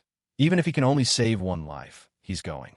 Silver can see the knights behind the prince are touched by his resolve, but feelings alone won't kill monsters. He tells Leonard he needs a real army to stop a stampede. Leonard is desperate. He wants to save his family and his people, but he has no idea where he's supposed to find an army on such short notice. Silver clarifies that he's not saying they should give up. He just thinks they need to be smarter and gather more forces first. Leonard is confused. Is he supposed to call on the local lords? He knows the Imperial Knights won't just follow him blindly. Silver points out that there are plenty of knights in the eastern region nearby. Leonard worries that mobilizing them without proper orders would be a massive abuse of power and take too much time anyway. The adventurer says the how doesn't matter as much as the will. He warns Leonard that he might get a serious earful from the higher-ups once this is all over. Silver asks him straight up, how serious is he about saving everyone? Leonard doesn't hesitate. He doesn't care about his royal status or the consequences. He just wants to save them. He's ready for whatever Silver has planned. Impressed by the kid's guts, Silver explains the plan. He's going to use high-level transfer magic to open portals right near the action. The plan is for Leonard to give a speech through these magical gates, acting as a guide for the knights who are currently in the dark about the situation. Silver knows this is a huge gamble. If it fails, he's wasted his mana and their time. But if it works, Leonard becomes the hero who saved the city. Leonard smiles, thinking about his brother Arnold. He's sure the insipid prince would tell him to go for it. Silver scoffs at the idea of Arnold being that decisive, but Leonard stands by his brother's judgment. The adventurer tells him to prove it then. He clasps his hands together, and the air starts to hum with power. A massive, glowing magic circle erupts from the ground, looking like a gateway to another world. Without a second thought, Leonard spurs his horse forward and vanishes into the light. They land on a hill overlooking the chaos. The scale of the magic is incredible. Silver spreads his arms, declaring that the real show is about to begin. He's opened 7 portals near the surrounding villages and cast a spell to make Leonard's voice boom across the region. Leonard takes a deep breath and starts his plea, addressing every knight who can hear him. He introduces himself as the 8th prince and lays out the grim reality. Kiel is about to be overrun by a monster stampede. He tells the knights not to wait for their lords to make a decision. He asks them to follow their own hearts and join him, promising to take all the responsibility for their actions. Near a distant castle, the magical portal pulses, waiting for anyone brave enough to step through. Silver watches intently, wondering if his gamble is actually going to pay off while Leonard waits in tense silence. Suddenly, a knight named Hans pops out of the portal, looking completely dazed that the teleportation actually worked. He's a knight from Hessen, and he's ecstatic. He tells Leonard he's been wanting to fight under his command ever since the prince visited his village. Then come the big guns. Lord Foka of Ulm arrives with 500 knights in tow. Leonard can barely believe his eyes. Foka just shrugs it off, saying he's got the heart and courage to fight if the prince will have him. Silver watches the numbers swell, the morale of this motley crew skyrocketing. He estimates they'll reach 3,000 men soon. Leonard is overflowing with gratitude, but Silver brushes it off. He says he just did what any adventurer would do and tells the prince to save the thing for after the city is safe. Leonard gives a firm nod, more determined than ever to get the job done. With that, Silver bids him farewell and vanishes in a swirl of magical energy, heading off to his next task. Back at the Lord of Keel's manor, the situation is getting ugly as desperate refugees try to force their way inside. A guard draws his sword on the crowd, but a voice cuts through the tension. It's Lady Finn. She steps forward with total authority, introducing herself and using her other title, Blaumau, to get their attention. The crowd is stunned. They recognize her as the woman the Emperor treats like his own daughter. A man named Guido tries to push through, but Finn isn't letting the chaos escalate. She takes charge immediately, ordering the guards to prioritize the weak and the sick. She even recruits the healthy men in the crowd to help guard the manor, turning a potential riot into an organized defense.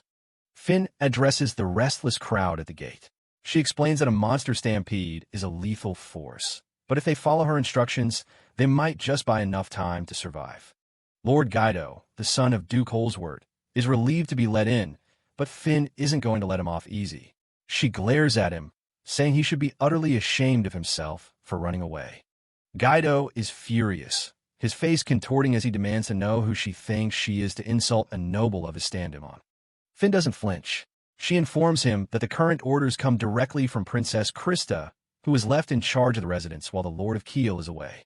She tells the fuming lord that he can complain to the Emperor later if he wants, but it's obvious who's really in the wrong here. Guido storms off, swearing he won't forget this slight. High above the city, the clock tower looms in the fading light. Inside, a little girl with silver hair and a rabbit plushie is frantically running up the stone steps. This is Princess Krista Lakes Adler, a small girl with silver-white waves and gray-blue eyes. She's clutching her rabbit plushie in a mess of tears and panic as she tells Finn that they absolutely have to get the flute. Krista is nearly hysterical, explaining that the flute is attracting a massive wave of monsters to the city. She desperately remembers being told to stay safe and take care of others, and she can't let them down. Seeing the child's distress, Finn pulls her into a comforting hug. She promises to retrieve the flute and asks Krista exactly where it is. Krista is terrified that Finn might die if she goes, but the older girl just gives her a reassuring smile. She says she's lucky and is certain that Prince Arnold will come to save her if things go wrong. Finn gently asks for the location one more time so she can put an end to this nightmare. Krista says she saw it fall from the clock tower. With a determined look, Finn heads off to find it, leaving the panting princess behind. Finn is exhausted as she nears the top, her heart racing. She thinks back to a conversation she overheard where Arnold spoke about the impending monster threat. She knows she isn't a warrior like Lady Elna, but she's determined to contribute however she can. She reaches the door leading out to the tower's summit. On the narrow stone ledge, Elna von Amsberg is locked in a high-stakes duel with a menacing vampire noble. They clash as the city sits vulnerable far below. This is Reiner, an arrogant vampire with silver-white hair and glowing yellow eyes. He's annoyed that Elna won't just stay out of his way so he can finish his dark work. The vampire prepares to use the magic flute to draw even more monsters into the city. Elna lunges forward, shouting that she won't let him succeed. Reiner is caught off guard by her fierce speed, cursing as he tries to maintain his footing on the precarious ledge. His expression turns even more sinister as he mentions a pact with a co-conspirator. His plan is to destroy the flute once it's served its purpose. Just as he moves to act, Finn's hand darts out from a window and snatches the flute away. She sighs with relief, having successfully retrieved the dangerous artifact. Reiner is livid, screaming at her to return his property. Behind her, Elna notices the wall is about to give way and screams for Finn to get out of there. The side of the tower explodes outward in a cloud of debris. Finn is knocked off her feet and begins a terrifying fall through the open air. Even as the ground rushes up to meet her, Finn holds onto the flute with everything she's got. She looks surprisingly calm, as if she's made peace with the situation. Reiner isn't about to let her go that easily. He gathers a mass of dark magical energy in his hand, intending to strike her down mid-fall. Finn closes her eyes and thinks of Arnold, feeling a sense of fulfillment that she could finally do something to help him. A blinding flash of light erupts as a powerful magic circle appears, intercepting Reiner's lethal blast with ease. Finn is stunned to find herself safely caught, looking up in wonder as her fall is broken. Reiner is absolutely baffled that his magic was blocked so easily. He glares at the intruder, demanding to know their identity. A man in a dark cloak and a silver mask stands tall, holding the falling Finn protectively. He identifies himself as the SS-class adventurer, Silver, and tells the vampire he's here to take him down. Silver stands on the rooftop with Finn in his arms, revealing himself as an SS-class adventurer. The female vampire is completely caught off guard, while Finn just looks relieved to be safe. Realizing they're outmatched, the female vampire tries to make a break for it. Elna isn't about to let her prey escape that easily and shouts for her to stay put. Elna blocks the path, ready for a fight. Behind her, Finn apologizes to Silver for acting on her own, knowing she put herself in a tight spot. Silver gives Finn a gentle pat on the head, telling her she did a great job. He tells her he'll handle everything from here, leaving her blushing as he takes charge. Silver directs Finn to head back to the safety of the manor. As she walks away, she can't take her eyes off the mysterious adventurer who just saved her life. Finn wishes him luck before she goes, and Silver gives her a confident nod. He's got this under control. Sam, the male vampire, is visibly annoyed. He can't believe another powerful fighter has shown up to mess with his brother's plans. Silver mocks the duo, asking if they weren't worried about an SS-class adventurer tracking them down. The female vampire snaps back, claiming they were just waiting for the right moment to strike. The masked adventurer points out that their window of opportunity is slammed shut now that he's been summoned. Sam isn't intimidated, believing that if they can just take down Silver and the hero, victory is still theirs. The vampires claim they haven't even shown their true power yet. Elna just smiles, more than happy to see what they've actually got. Elna swears to wipe them out, but Silver immediately interrupts her. He insists that he's the one who's going to finish this. The two starts bickering over who gets the kill. Silver jabs at her, suggesting she's lost her edge if she thinks she can steal his prey. Elna refuses to back down, citing her direct orders from the Emperor. Silver doesn't seem impressed, noting that the Emperor looks pretty vulnerable from where he's standing. Sam finds the whole thing hilarious. He laughs at how both a hero and a top-tier adventurer are dropping their guard to argue with each other. The vampire tries to goad them, pointing out that the Emperor might get killed while they're wasting time. Silver's response is cold. He says he couldn't care less about the royal family's fate. Silver explains that his job is to protect the people, not the upper class. He has zero interest in helping nobles who can't even fulfill their own duties. Sam is confused by this guy's logic. He doesn't understand what Silver means by refusing to take the nobles' work from them. Elna suggests they just split the targets and get it over with. Sam shouts for them to stay out of the way, frustrated by their casual attitude. Silver agrees to the deal, his eyes glowing through his mask as he begins to gather mana. He's ready to show them why he's at the top of the adventure ranks. Sam tells them to bring it on, confident that their vampire strength will be enough to hold out. Silver just charges up a dark orb, ready for impact. The battle kicks off with explosions rocking the area. Finn stops for a moment as she runs, her thoughts turning to Arnold back at the manor.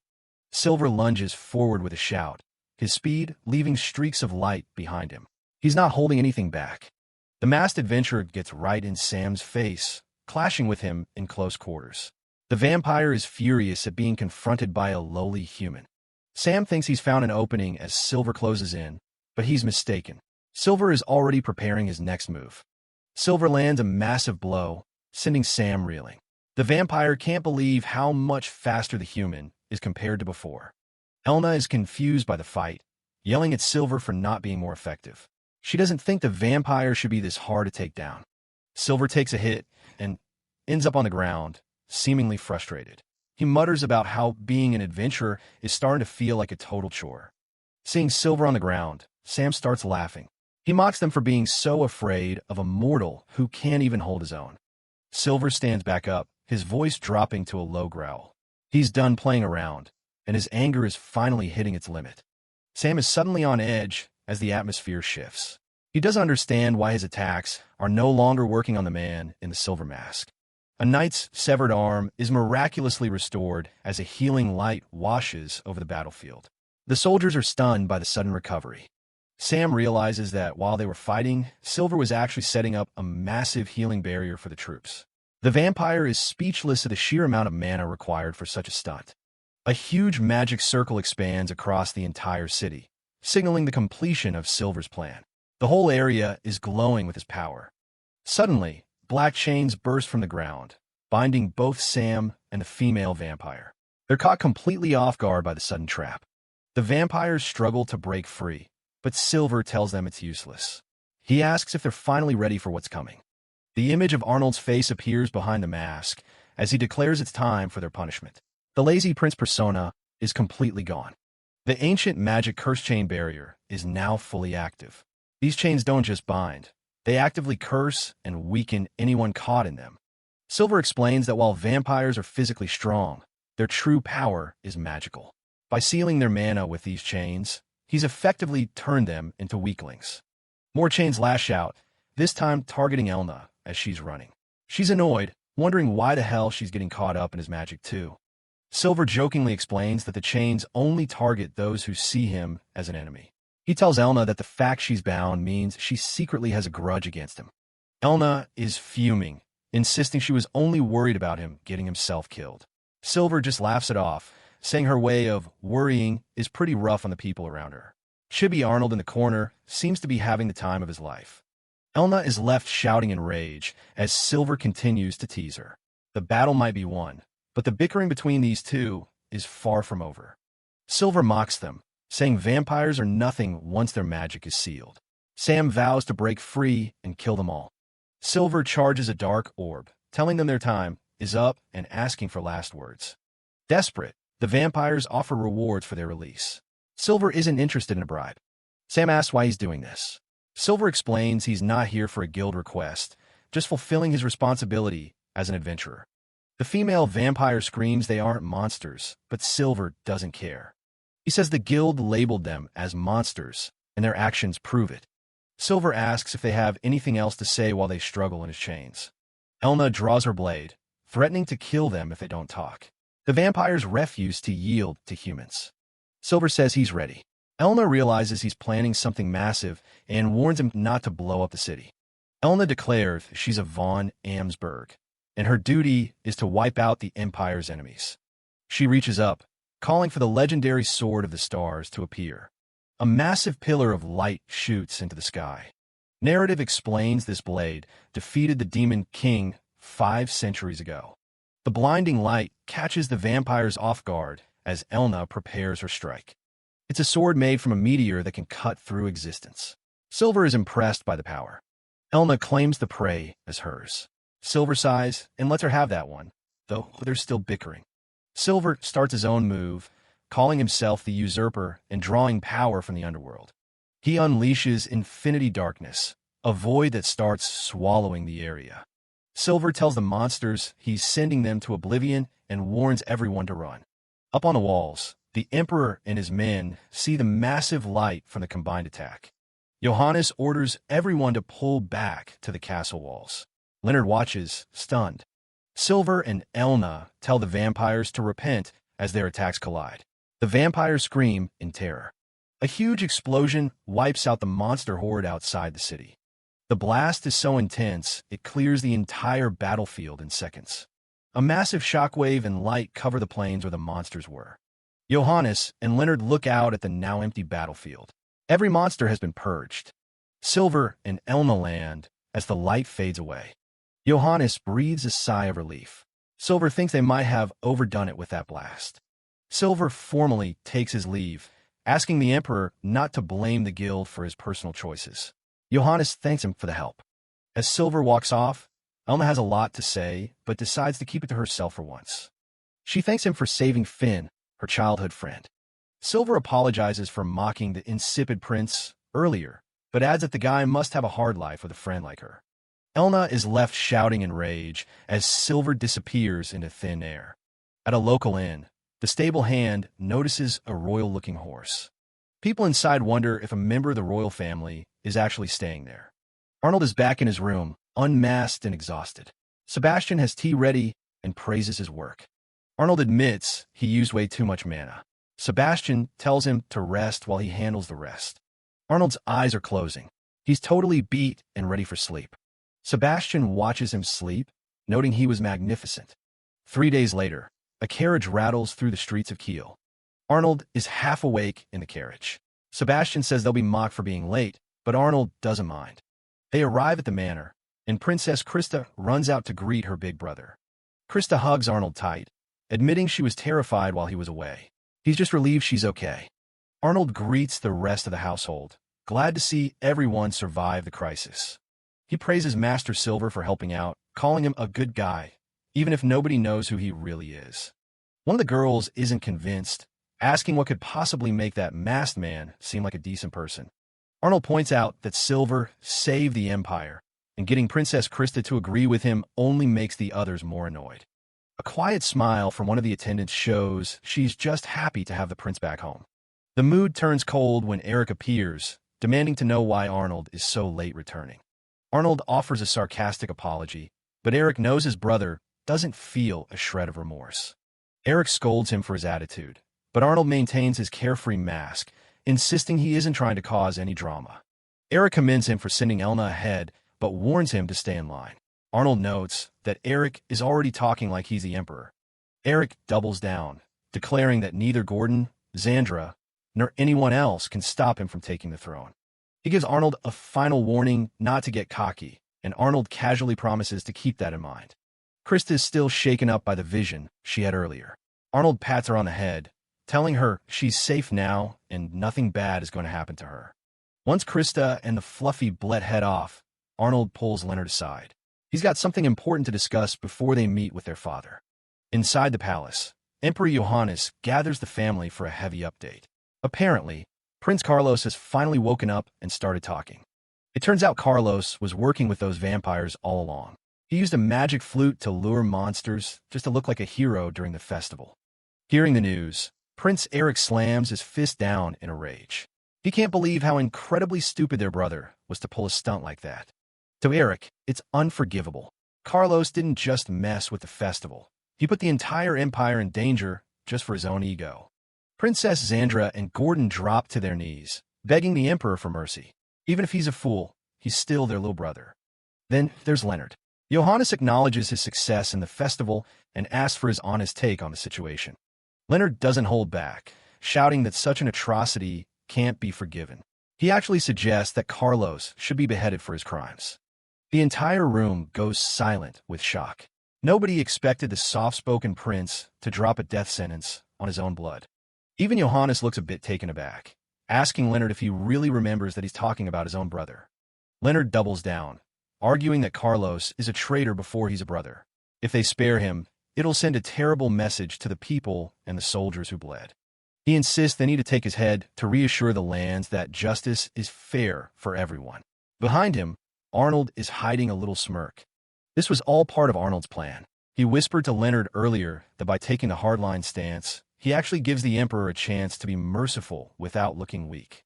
Johannes shoots a suspicious look at Arnold, wondering if he's the one who coached his brother.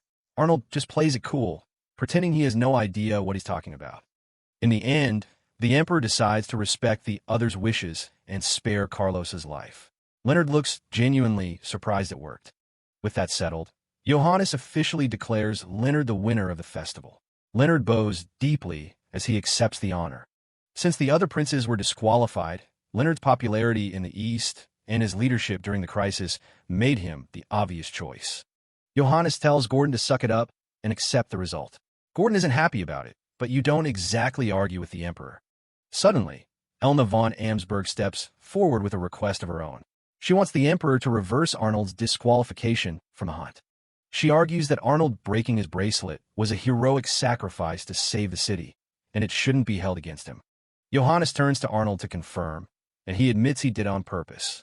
But the emperor says rules are rules, the disqualification stays. Arnold is secretly relieved, since he'd much rather keep his reputation as the useless prince than actually win something.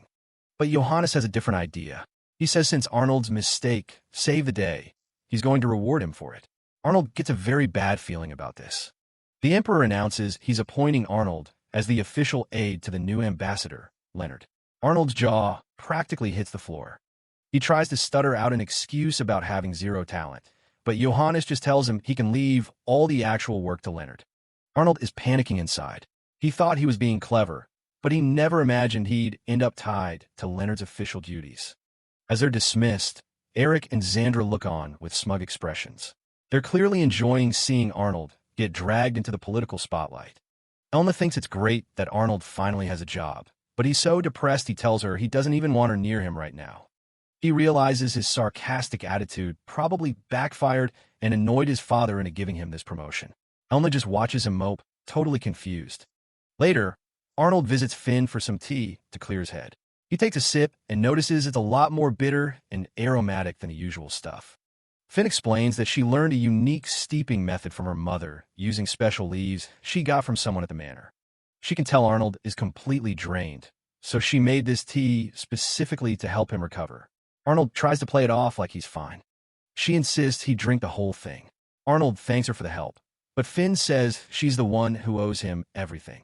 She's still incredibly grateful to him for saving her life during the monster attack, even if she feels bad about causing him trouble. Arnold tells her to stop it. If she hadn't been there to get the flute, things would have been way worse for the whole city. Finn admits she really thought she was going to die back there. She begs him not to pull any more dangerous stunts like that in the future. She gives him a warm smile, admitting she's just happy it was him who showed up to save her. Arnold actually looks a little embarrassed.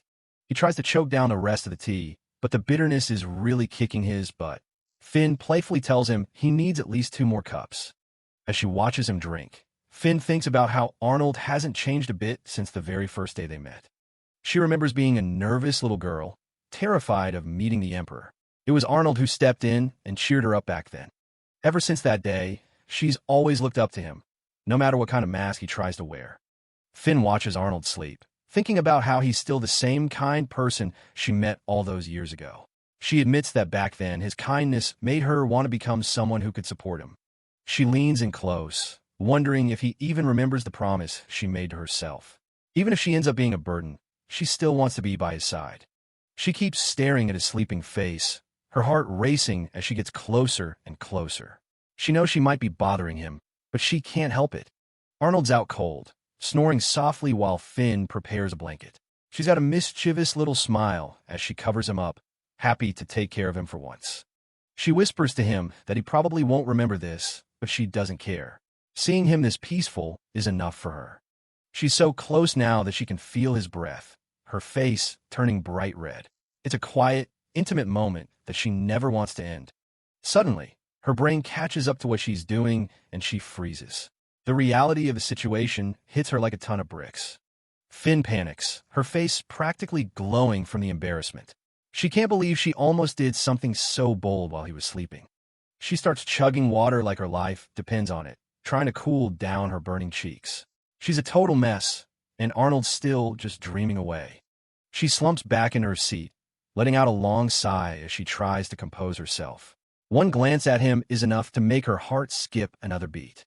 While the romance is heating up elsewhere, Princess Xandra is enjoying a quiet drink in her room. She's interrupted by a report that the time has finally come to move. She gets news that the madam has made contact and everything is falling into place. Xandra's eyes sharpen as she hears the details. She doesn't care about getting support from other countries. Her only goal is total control over the imperial capital. Influence is the only currency she respects. She laughs, knowing she's finally secured the support she needs to become a minister. It's taken years, but she's ready to snatch the power Eric has been hoarding. She asks about the assassins she sent after Arnold, only to find out they've all been wiped out. Her expression turns dark as she realizes someone's protecting him. It turns out Arnold's steward, Sebastian, is actually the Grim Reaper, a legendary assassin everyone thought was long gone. Xandra realizes she's been underestimating the old man. She's baffled that such a powerhouse would waste his time serving a useless prince, but she's certain she'll eventually take everything for herself. Xandra stands tall, declaring that she will be the one to ascend the throne. To her, everyone else is just an obstacle to be cleared away. She's going to make everything go her way, and she doesn't care whose heads have to roll to make it happen. Her ambition is as cold as it is terrifying.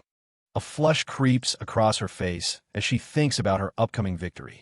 She simply cannot wait to stand above all her detestable rivals. Later, Arnold and Leonard head deeper into the palace to visit their mother. They come to give her a proper greeting and catch up. Their mother, Mitsuba, welcomes them with a warm smile. She's just finished baking some sweets and insists they help themselves. She teases Arnold about how long it's been since his last visit. She wonders if he's been having too much fun or if he's finally found a lover. Mitsuba was once a legendary dancer from the Far East, and it said the Emperor fell for her beauty instantly. You can tell where the twins got their good looks. Arnold gives a bland response, which just makes his mother sigh. She'd much rather hear an interesting story about what he's been up to. Leonard takes over, reporting that he's been appointed as ambassador and Arnold will be his aide. They're likely going to be leaving the kingdom soon. Arnold's busy eating, but he's still thinking about the internal palace politics. He knows his mother is right in the crosshairs of the battle for influence. Leonard asks if she's concerned about any of this, but Mitsuba just laughs it off. She tells them they're 18 now, and she won't tell them what to do. She has total faith in the Emperor's decision, believing both her sons are more than capable of handling the task. Her confidence is unwavering. Leonard promises to do his best, but Arnold just says he'll do things as he pleases. He gets a knock on the head from his brother for being so casual. Mitsuba mentions that Elna came by to apologize for what happened to Arnold. She asks him what he thinks she meant by that. Arnold grumbles that Elna's meddling is exactly why he got stuck with this nightmare of a job. His little sister, Krista, just pokes him and calls him a slacker. The room is full of laughter as they tease Arnold. Even his mother seems to be enjoying seeing him squirm a bit. Then Mitsuba drops a bombshell. She asks which one of them is going to take Finn as a consort. The suggestion comes out of nowhere. Arnold spits out his tea in shock, and even Leonard is caught off guard. They try to explain that they don't see Finn in that light at all. Arnold's certain Leonard is the one in the lead, but his brother just looks betrayed by the sudden accusation. The sibling rivalry is real. Krista chimes in, saying that Finn and Arnold actually make a wonderful match. Arnold's face tells you everything you need to know about that ambush. He insists there's nothing going on between them, and she's just a friend. But his mother points out that Finn is still the most beautiful girl in the Empire. Krista thinks her mother is the prettiest, which gets her a big hug. Mitsuba happily agrees, telling her she thinks Krista is the prettiest too. Arnold just smirks at the wholesome scene. It's a rare moment of peace for the family before things get messy again. Leonard tries to get them to stay a bit longer, but Arnold says they've been there long enough and have other plans. He's already headed for the door. Mitsuba tells them to take care of themselves, noting that Arnold always pushes himself too hard. He just gives her a warm smile and says goodbye. Arnold maintains his lazy persona until the very end, claiming he's never pushed himself a day in his life.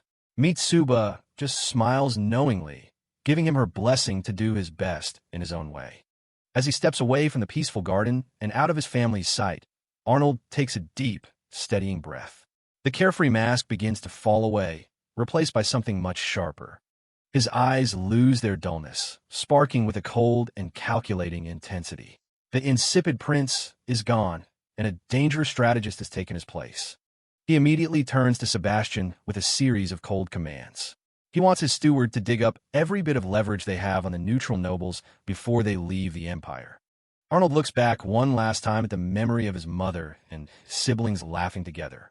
This peace is exactly what he's fighting for, and he won't allow himself a moment's rest until it's secured. With a determined smirk, Arnold sets off into the shadows of the capital. The real game for the throne has begun, and he's ready to do the dirty work necessary to win. Look at the capital. Everything looks peaceful from up here, but there's a lot of mess happening behind those walls. Arnold pulls up to a minor noble's estate. He's here to do some persuading for the cause. He meets Count Bales, the Vice Minister of Engineering. The guy already looks like he's on edge. Arnold doesn't waste time and brings up some juicy rumors he's been hearing lately. He mentions how the Count's wife has been living like royalty every single night. That's a lot of expensive outings. Bales tries to play it off as a simple hobby, but Arnold points out it's weird how all that money suddenly appeared. He knows the Count has been venting to his friends about how much his wife is blowing through. The frustration is obvious. Then Arnold leans in for the kill. He's heard another rumor that's much more serious. He asks Bales straight up if he's embezzling funds from the Empire to pay for his wife's lifestyle. The Count panics, swearing he's a professional who would never do something so unprofessional. Arnold warns him that if his father, the Emperor, catches wind of this, it's going to be a grave issue. Bales begs for help, but Arnold just points out that his salary shouldn't be able to cover his wife's antics. The guy finally cracks and admits he's broke and buried in debt to every merchant in town. Right on cue, Bettina Bales bursts in, already complaining that her allowance for the month is too small. Bales tells her to leave immediately, but she doesn't care about their important conversation. Arnold introduces himself as the third prince. He's just watching the disaster unfold. She mocks him immediately, calling him the insipid prince, who's a total disappointment to the family. Bales is literally shaking as he tries to order her to leave, but she just stares him down like he's nothing. He finally finds his backbone and yells at her to get out of the room this instant. She leaves in a huff. Arnold just sits there, noting how incredibly abrasive she is. Bales explains he spoiled her because she was pretty, and now she thinks she's a member of the royal family. Arnold doesn't offer much sympathy. He tells the guy it's his own fault for letting her become so arrogant. The problem is Bales can't even get a divorce because the Emperor originally gave the marriage his blessing. Arnold admits he's here because Bales is actually good at his job, and his wife is his only real weakness. He offers a deal: support Leonard's bid for the throne, and they'll handle the divorce and the imperial backlash. He tells the Count to write the letter now. Bettina's tears aren't going to help her after all she's done. Arnold knows Leonard is too soft-hearted, so he needs the Count to officially ask for mediation first. As Bale starts writing, Arnold reflects on the fact that he really needs to pick a better wife for himself. He has a quick vision of Finn and Elna as potential brides and immediately regrets the thought. Yet just thinking about those two as a wife is giving him a massive headache. He finishes looking over the Count's letter. It's so harsh, it almost reads like a curse. Bales is all in now, pledging his wholehearted devotion to both Arnold and Leonard. Arnold takes the letter and tells the guy to wait a few days for the results of their cooperation. He heads back to the carriage, another important piece of the political puzzle falling into place. Bettina watches him leave from the window, still looking as arrogant as ever. She has no idea what's coming. Later, Arnold hands the letter to Leonard and explains the whole situation with a smirk.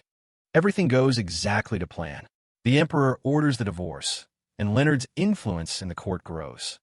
Back in the study, Finn asks if Arnold is really sure that destroying a marriage was the right thing to do. She admits the Count brought it on himself, but as a woman, she finds the whole thing hard to accept. Arnold explains the political reality. Bettina was actually a link to Princess Xandra's side of the family.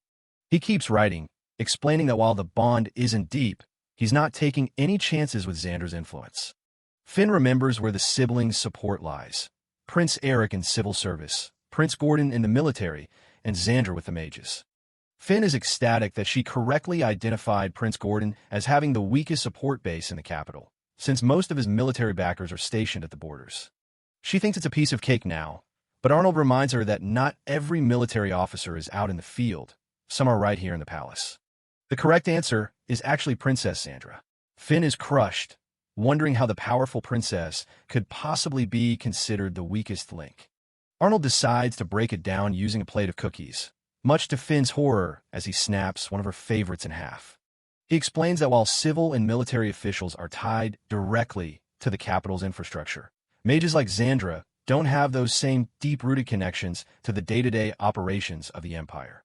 Because she lacks those local connections, she doesn't have enough voices near the Emperor to whisper her desires into his ear. That's why she's been desperately trying to maneuver her own supporters into ministerial positions to gain a foothold. Using the cookie crumbs, Arnold shows how she'd try to replace a sitting minister with one of her own puppets. Finn finally connects the dots. To get her own person in, Xandra first has to kick the current person out. She realizes that the current Vice Minister of Engineering, Count Bales, is the one being targeted. It turns out Xandra was using Bettina to control her own family and further her own agenda. She even ordered Bettina to start an affair with the current Minister of Engineering to create a scandal. Arnold explains the Emperor likely set up the minister's marriage himself, which makes any infidelity a direct insult to the throne. Xandra's plan was to let the affair go public, ruin the minister's reputation, and then slide her own supporter into the vacant seat. Finn is stunned by the amount of long-term effort Xandra put into this single move. Arnold just laughs, noting that despite years of planning, Xandra completely blew it at the very last step. He's proud of the fact that he snatched her plan away and used it to bring her down instead. Finn is worried about making Xandra an enemy, but Arnold knows they had to act now while the power balance was shifting. He's counting on the other princes, Eric and Gordon, to jump on the chance to chip away at Xandra's influence while she's vulnerable. Most of this vital intel came from Seabass, who Arnold casually reveals is a former high-level assassin known as the Grim Reaper. Finn is baffled that a legendary killer is working as a butler, but Arnold just wants to know if she has any more complaints about helping the Count. Finn still feels a bit bad for Bales, who was basically a puppet for his wife for years. Arnold finishes the final document detailing the minister's affair. He's ready to present it to his father. He knows this is going to turn his secret feud with Xandra into an all-out war for the throne. He leans back, predicting that Gordon and Xandra will go for each other's throats while Eric stays on the sidelines. He pops another piece of cookie into his mouth, satisfied to let them exhaust each other's resources. Back in the throne room, the Emperor is absolutely livid as he reads the report. The Minister of Engineering is on his knees, begging for forgiveness and claiming he was seduced. Johannes isn't buying it. He's disgusted that one of his ministers would lay hands on another man's wife. He asks the guy if he'd try to seduce one of the Emperor's own wives if they tempted him. The silence is deafening. He fires the minister on the spot and orders him to stay confined to his home until his punishment is decided. Then, Johannes calls Count Bales forward. The Count is terrified, taking the blame for failing to watch his wife. But the Emperor surprises everyone by telling Bales he's no longer responsible for Bettina, as the marriage is officially dissolved. Instead of a punishment, Johannes offers him the position of Minister of Engineering, having seen his dedication to his work. Count Bales is overwhelmed with gratitude, swearing on his family name to serve the Empire faithfully. The Imperial Chancellor, Franz Seebeck, watches the scene and notes that the battle for the throne is finally heating up. Franz wonders if installing Bales was the right call, while the Emperor just stares off, indifferent to the strings being pulled in the dark. Johannes reminds the Chancellor that he saw through Franz's own talents years ago, which is how they both ended up where they are. Franz just chuckles, knowing the Emperor would have claimed the throne even without his help. Johannes brings up his eldest son, Wilhelm, who was known as a prince of debauchery before his untimely death. He's convinced that Wilhelm didn't just die of natural causes. He was assassinated. The Emperor laments that Wilhelm was too kind for the throne and lacked someone strong by his side to cover his weaknesses. Johannes notes that while Prince Leonard seems to have gathered influence through sheer charisma, someone must be pulling the strings behind the scenes. He wonders if that someone is Prince Arnold, suspecting that his son is merely feigning ineptitude to hide his true potential. Johannes admits to an emotional motive for testing Arnold, while Franz smirks, eager to see the Dark Horse twin princes prove their worth in the coming struggle. Leonard walks the path of righteousness like his late brother, supported by Arnold from the shadows. Together, the twins represent a new and unpredictable power in the race for the throne. Chancellor Seebeck stands before the Emperor, discussing the fierce competition for the throne. It seems like any of the candidates could actually pull it off. But a wise leader is usually forged in the fires of conflict. If they play their cards right, the Empire might finally see some real peace. Emperor Johannes looks on, hoping his children won't have to spill too much blood to decide the winner. Meanwhile, Leonard is already feeling the pressure. Reports are coming in that spies are closing in on their potential allies, and they need to move fast. It's not just spies, either. Key military commanders are starting to flip and join Princess Xandra's side. Leonard turns to his brother for help, reminding Arnold that he was the one who suggested rescuing Count Bales in the first place. Arnold just plays it off like he can't do much, even if Leonard asks nicely. He tells Leonard to go handle the supporters personally to stop them from defecting. He's fine just sticking to his role as the unreliable assistant. Once they're alone, Arnold asks Seabass what he thinks Xandra's next move will be now that she's pissed off. Seabass doesn't hesitate. He's certain she's going to target Lady Finn. Arnold knows Finn is a prime target since she's basically becoming their faction's mascot. He grabs a cookie and decides he can't leave her in the castle. She needs to be somewhere much safer. He figures Xandra wants his head most of all, so staying close to him is actually the most dangerous place for her. Seabass wonders if their recent political gains were worth the risk. Arnold points out that Finn is a duke's daughter. If anything happened to her, the political fallout would be irrecoverable. He's choosing a solid defense over a counterattack for once. Arnold tries to act like it's purely a tactical move, but Seabass is giving him a very skeptical look. The butler wonders if there's a bit more to his master's concern than just cold politics. Arnold just sighs and prepares to head out. Seabass mentions that Arnold's mother, Mitsuba, would probably be happy to see him actually caring about someone. Seabass suggests Arnold should tell Finn he was worried about her, which immediately gets him a sharp retort. Seabass asks where he's planning to hide her. Arnold says it's a place with the Empire's strongest warrior. a spot Seabass knows all too well. They arrive at the massive residence of Supreme Archduke Amsberg.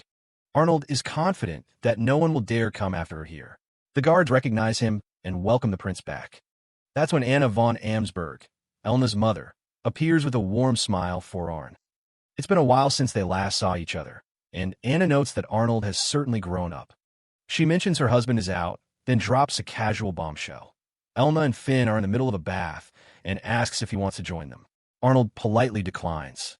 Anna laughs it off, remembering how they used to bathe together as kids. Arnold hasn't forgotten the time Elna almost drowned him. Apparently, they both used to come home crying, Arnold from the training and Elna from frustration that he wasn't getting any better.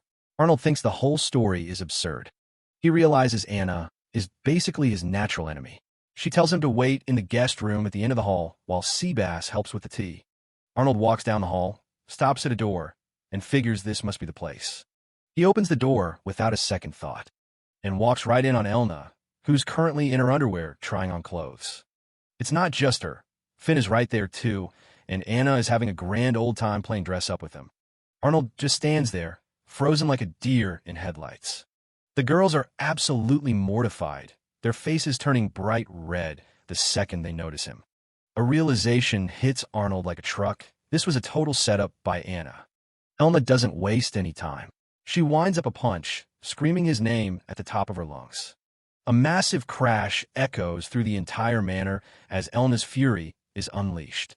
A little while later, Anna offers a very insincere-looking apology for the mistake. Arnold is sitting there with a massive, throbbing red handprint on his face, looking completely defeated. Elna is still fuming, while a blushing Finn tries to apologize for getting so carried away with the dress-up game. It turns out Finn got a little too excited about trying on different outfits, which is what led to the tragedy. Arnold knows exactly what happened, but there's no winning against Anna. Elna is still yelling, wondering how her mother can just forgive him so easily. Anna just gives a sly smile and suggests that if he takes responsibility by marrying Elna, everything will be perfectly fine. Elna is absolutely losing it, her face turning bright red as she screams at the ridiculous suggestion. Finn is just as shocked, but Anna just keeps on smiling, mentioning that Finn's father probably wouldn't mind either. Elna tries to protest, pointing out that she's a knight, and this is all very improper. Anna eventually shifts gears, noting they'll need to get in touch with Finn's family soon. Finn is still flustered, while Arnold just lets out a long, tired sigh. He makes it very clear that he has zero plans to marry anyone right now. Anna just teases him, asking if he really doesn't plan on taking responsibility for what he saw. "I don't," Arnold replies flatly. Anna just chuckles, calling a real shame. Elna is still steaming and looking away, while Finn tries to hide her blushing face. Finally, Anna decides it's time to get down to business and asks why they're really there. Her expression sharpens. She knows Arnold wouldn't travel all this way just for a prank or a chat. Arnold just gives her a knowing smirk. He knows she's sharp. He officially makes his request. He wants to leave Finn in her care for a while, and he specifically asks that she stays close to Elna. But Anna's response is immediate. She flat out refuses. She points out that the House of Amsberg stays out of the messy power struggle for the throne. It's a neutral ground they don't intend to break. Arnold expected this and plays his trump card. He explains that Finn is a personal favorite of the Emperor. If anything happened to her, it would bring down the Emperor's full wrath, so it's actually in the Archduke's best interest to keep her safe. Anna sees right through him, laughing at how he's trying to frame a favor as a strategic deal. She tells him he's still got a lot to learn about actually appealing to people's emotions. Still, she agrees to take his advice to heart. Arnold thanks her, promising he'll find a way to repay the kindness eventually. As she looks at him, Anna can't help but see the small, crying kid she used to know. But Arnold's gaze is steady. He tells her he can't stay a crybaby forever. Things are moving too fast. With the deal done, Arnold turns to Finn and tells her she'll be staying here for a bit. Finn looks worried, asking if things won't be just as dangerous for him. He reassures her that he'll have everything wrapped up in just a few days. He explains the plan. Xander's faction is about to be under heavy pressure from Gordon's followers, so laying low here is her best bet. Finn wonders if he shouldn't be hiding too. But Arnold knows he can't hide. He needs to stay out in the open to act as a decoy. If he vanishes, Xandra will just redirect all her killers toward Leonard instead. He gives a casual wave as he leaves, reminding her that he's got Seabass and plenty of other supporters to back him up. Finn just watches him go, her expression filled with worry. 2 days pass. A lone carriage makes its way through a dark, foggy forest in the dead of night. Deep in the shadows of the trees, figures are watching, waiting for the perfect moment to strike. Inside the carriage, Arnold senses the eyes on them. There they are, he mutters, sensing the inevitable ambush. Outside, Seabass is handling the reins. Arnold sighs, thinking about how short-sighted Xandra is. Getting rid of him now would only clear the path for their other rivals, Eric and Gordon. Arnold tells Seabass to keep heading for the castle. Seabass warns him that there are likely troops waiting to pounce, but Arnold isn't worried. He'll deal with that bridge when he gets to it. Seabass starts tightening his gloves, ready for a fight. Without another word, the butler leaps from a moving carriage to intercept the hidden assassins in the woods. Arnold stays inside, thinking about how smug his enemies must feel right now, thinking they've successfully separated him from his best bodyguard. He's already planning how to make them regret it. Suddenly, his eyes sharpen. He knows it's starting. The coachman sees a dark figure blocking the road ahead and panics, pulling the horses to a sudden, frantic stop. Arnold tells him to just ignore it and keep driving. But the terrified man has seen enough. He bails out of the carriage and runs for his life, leaving Arnold alone. Arnold actually finds this more convenient. The assassin stands in the middle of the road, telling Arnold he doesn't want to have to drag him out by force. The masked killer mocks him, saying it's pathetic that even his own servant would abandon him like this. Arnold steps out into the night, looking bored. He notes that being unpopular isn't exactly a new experience for him. He quickly sizes up the guy, judging him to be around an A-class adventurer's level of strength. The assassin is surprised by the prince's calm demeanor. Arnold just casually tells him that Seabass will be back to finish him off shortly. The masked man just laughs. He's convinced Seabass is too busy dealing with a dozen other assassins to come back in time. He clenches his fist, and suddenly his clawed hand erupts into a mass of dark, flickering flames. He tells Arnold that while he has orders to assassinate him, he's decided to just knock him out and deliver him to Xandra instead. Arnold scoffs, not at all interested in meeting his torture-obsessed sister. The assassin lunges forward, aiming that flaming claw right at Arnold's chest. Arnold doesn't even flinch as the dark flames close in on him. Suddenly, a loud metallic clang rings out. A mysterious adventurer drops out of nowhere, parrying the lethal strike with a simple dagger. Arnold's eyes widen in genuine surprise as he stares at the unexpected protector who just appeared out of thin air. The assassin recoils, his eyes filled with shock and rage as he demands to know who just dared to interfere with his mission. The mysterious girl casually adjusts the brim of her cap, keeping her gaze steady and unfazed by the killer's presence. She simply identifies herself as a passing adventurer, standing her ground with a cool confidence that even Arnold finds impressive. Arnold looks at the girl who just stepped in. Something about her feels very familiar. It clicks. She's that A-class adventurer he ran into before. The hooded assassin isn't happy about the interference, telling her this isn't her fight. She doesn't seem to care who Arnold is, but she draws her dagger anyway. Standing her ground, she says she just can't stand by and watch someone get murdered. The guy warns her she's making a powerful enemy, but she'd rather have no regrets. He doesn't wait for a second warning and goes for the kill. Arnold realizes if she dodges the attack, he's the one taking the hit. Suddenly, there's a blinding flash from her weapon. In an instant, that little dagger transforms into a solid shield. Arnold's surprised to see such specialized gear in action. She doesn't stop there, shifting the shield into a massive spear. She releases a sound wave, claiming even the strongest monsters would fall asleep to this frequency.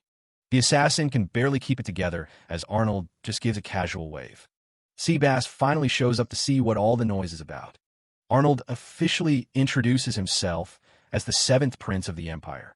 The name hits her hard, and she realizes exactly who she just saved. Lynthia immediately drops to one knee and begs the prince to hear her out. They move to a more private spot where she explains she's from a village on the Empire's southern border. Arnold listens as he puts the pieces together. She's a refugee from the border wars. It's one of those countless villages the Empire doesn't even bother to acknowledge. She explains that the women and children in her village are being targeted for abduction. Arnold asks the obvious question, why them specifically? She looks him dead in the eye and tells him it's because of their heterochromia. Having different colored eyes makes them rare and highly prized for their magical potential. Arnold asks why she didn't go to a local lord, but her clenched fist tells the story. No one would help her, so she came looking for the legendary adventurer Silver. Arnold weighs his options. If powerful people are involved, this could get complicated. Seabass chimes in, reminding them that the prince is about to head out on a long mission. She admits they just don't have the money to keep paying for protection. Arnold thinks it over, realizing she's been carrying this whole burden herself. He offers a deal. He'll provide all the support they need once he returns. On top of that, he'll personally cover the cost of the adventurers. She can hardly believe he's actually willing to do that much. She warns him that taking this on might put a target on his back for even more attacks. She slides her weapon back into its sheath. If he's willing to protect her village, she swears she'll protect him in return. Arnold asks if her people will be okay, and she's confident A-class adventurers can handle it. He decides to push her a little just to see where her head is at. He asks her straight up what she'd do if he just decided to break his promise. Without missing a beat, she says she'd take everything she knows to another faction. Arnold's impressed by her calm resolve and asks Seabass for his take on their new ally. Arnold decides to take the deal, but Linfy is still a bit confused about why he feels like he's stuck without any other choices. He knows that if he ignores her, both his brother and their powerful ally, Elna, would probably end up going out of their way to help her anyway. To be honest, this wasn't what Linfia was expecting from the infamous prince. She tells him straight up, most people in the Empire think he's just a lazy, useless guy while his brother got all the talent. But after actually talking to him, she's realizing the rumors couldn't be further from the truth. She starts wondering if she's actually talking to Prince Leonard instead, while Arnold tries to play off his sudden moment of competence. With the deal struck, Arnold reaches out his hand, ready to start their formal agreement. They shake on it, sealing their new partnership. Later, Arnold meets up with Elna von Amsberg, who's surprised he's not busy with his upcoming travel plans.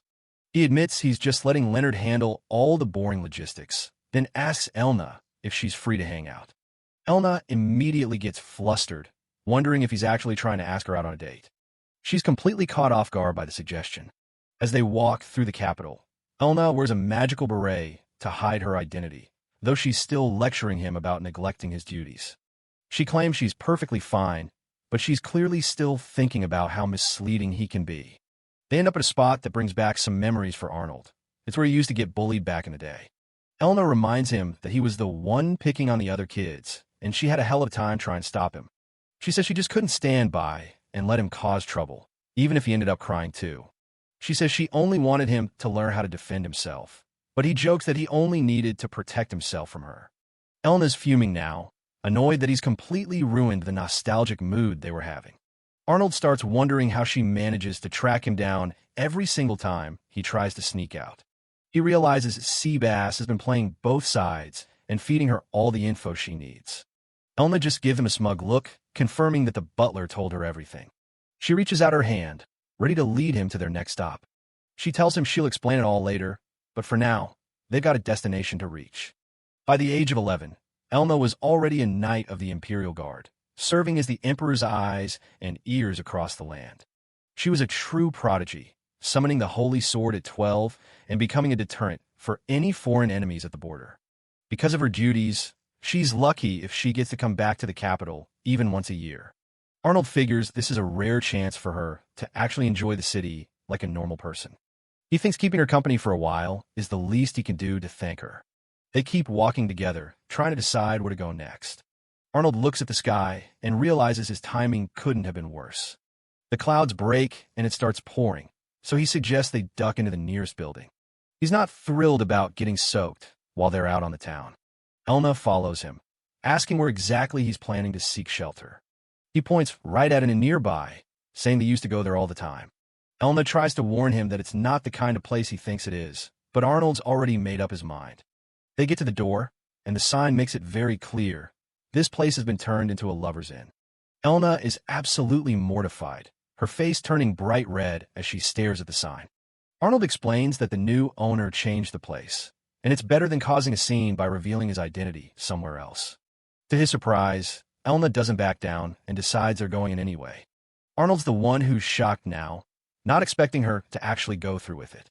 Drenched from the rain, and with her clothes clinging to her, she tells him not to make a night repeat herself. Drenched from the rain, Elna tries to play it cool, insisting they're only there to wait out the storm. Once they're inside the room, however, the reality of the situation starts to sink in, leaving her completely flustered as she huddles by herself. Arnold finishes up in the bath first and tells her the room is all hers. Try to keep things as normal as possible. He's barely out of the bath before Elna is ready to swap, warning him with a death glare not to even think about turning around while she changes. He does exactly as he's told, keeping his eyes fixed forward while the sound of rustling fabric fills the small room. Sitting on the edge of the bed, Arnold can't help but wonder how his life ended up in such a complicated mess. In the reflection of the mirror, he catches a brief, unintended glimpse of the legendary night as she strips out of her wet clothes. They duck into a room to get out of the downpour and start drying off. Lynthia wastes no time stripping out of her soaked gear. Arnold keeps his back turned while she gets ready, doing his best to stay composed. He sits down, sweating because the situation is way more dangerous than a monster attack. While she hits the shower, he just stares at the wall, trying to keep his head straight. He bundles up in a towel, praying for the awkwardness to end already. Lynthia finally emerges in a robe, looking like she's about to die of embarrassment. Arnold tells her it's her own fault for being so flustered after picking this place. He brushes it off as a minor thing, but Lynthia looks like she's on the verge of tears. She sniffs, asking how he knows his way around a love hotel and if he's brought other girls here. Arnold drops the joking tone and tells her to quit changing the subject. He explains that he visits brothels for the girls who were sold there when they were kids. People assume the worst, but he actually pays for their time just to give them a normal day out. He knows it's a drop in the bucket, but he'd rather be a hypocrite than do nothing at all. Lynthia is stunned, realizing a secret like that could cause a massive scandal for him. He doesn't care about his reputation as long as he's helping people who have nothing. She looks at him with a completely new sense of respect. He tells her he isn't lonely because there are people who accept him for who he really is. He gives her a genuine smile, a far cry from his usual lazy persona. Lynthia turns away, blushing hard and gripping her robe as her heart starts racing. Departure day finally arrives, and Arnold is making his final preparations with Marie. He tells his maid he's leaving the estate to her and trusts her to look after Finn while he's gone. Marie looks a bit skeptical, worried that the prince won't be able to handle himself.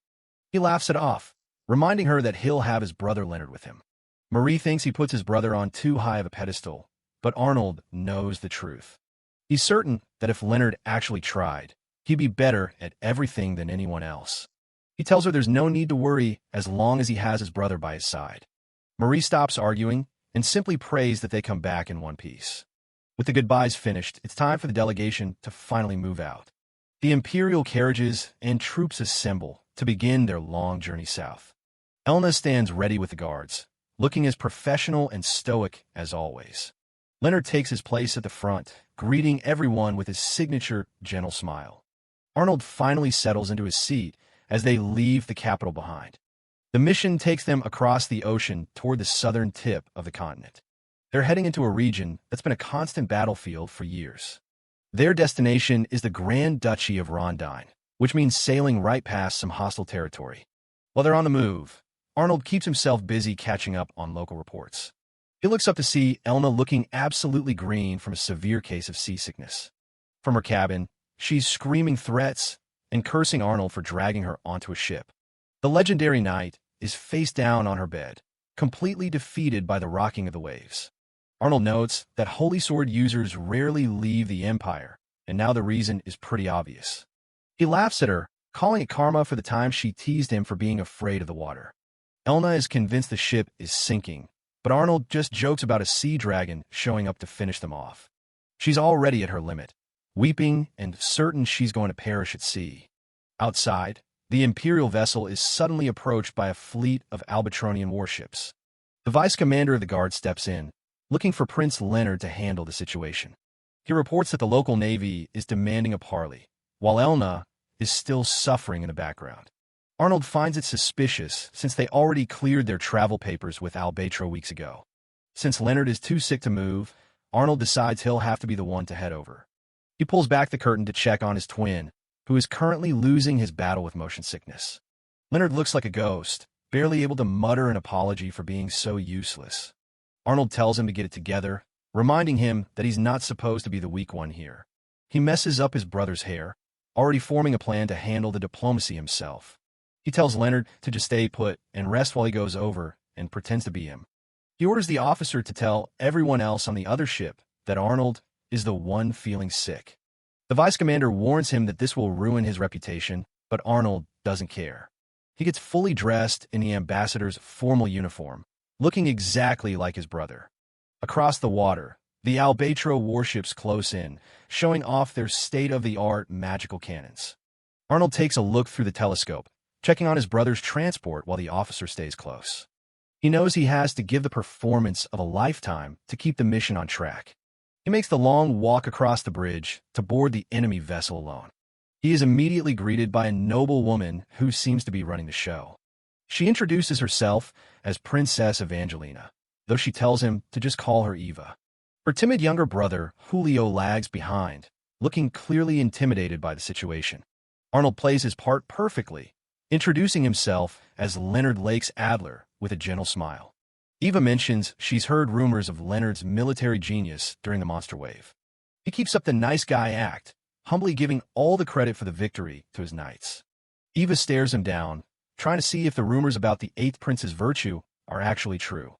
Arnold can tell right away that they didn't come all this way just for a friendly chat. There's a tense silence as Eva gathers her thoughts for her real request. She scolds her brother for looking so nervous, telling him he's making them look bad. She finally drops the bomb, demanding that the Imperial delegation change course and take the long way around. Arnold asks for a reason, but she refuses to give one, stating they simply can't trust the Empire. He realizes that for a small country like theirs to be this bold, they must be hiding something huge. To everyone's surprise, Leonard dramatically agrees to the detour without putting up a fight. The crew is shocked by the massive delay, but Arnold insists his mind is made up. He asks Eva if she's satisfied, carefully noting her reaction to his overly compliant behavior. She thanks him for being so open-minded and takes her leave with her entourage. With the meeting over, Arnold orders the crew to raise the anchors and start moving again. He tells the officer that if they wanted to fight, they wouldn't have sent the royal siblings to the front lines. He tries to piece together what they were really after. Maybe it was just a test of the prince's character. Suddenly, the entire ship lurches violently to the side, nearly knocking them off their feet. A massive sound echoes through the hull, and the officer draws his sword in a panic. A guard comes running with news that a freak storm has erupted out of nowhere. Arnold is stunned by the sudden change in weather, noting that the ocean was perfectly calm only a few moments ago.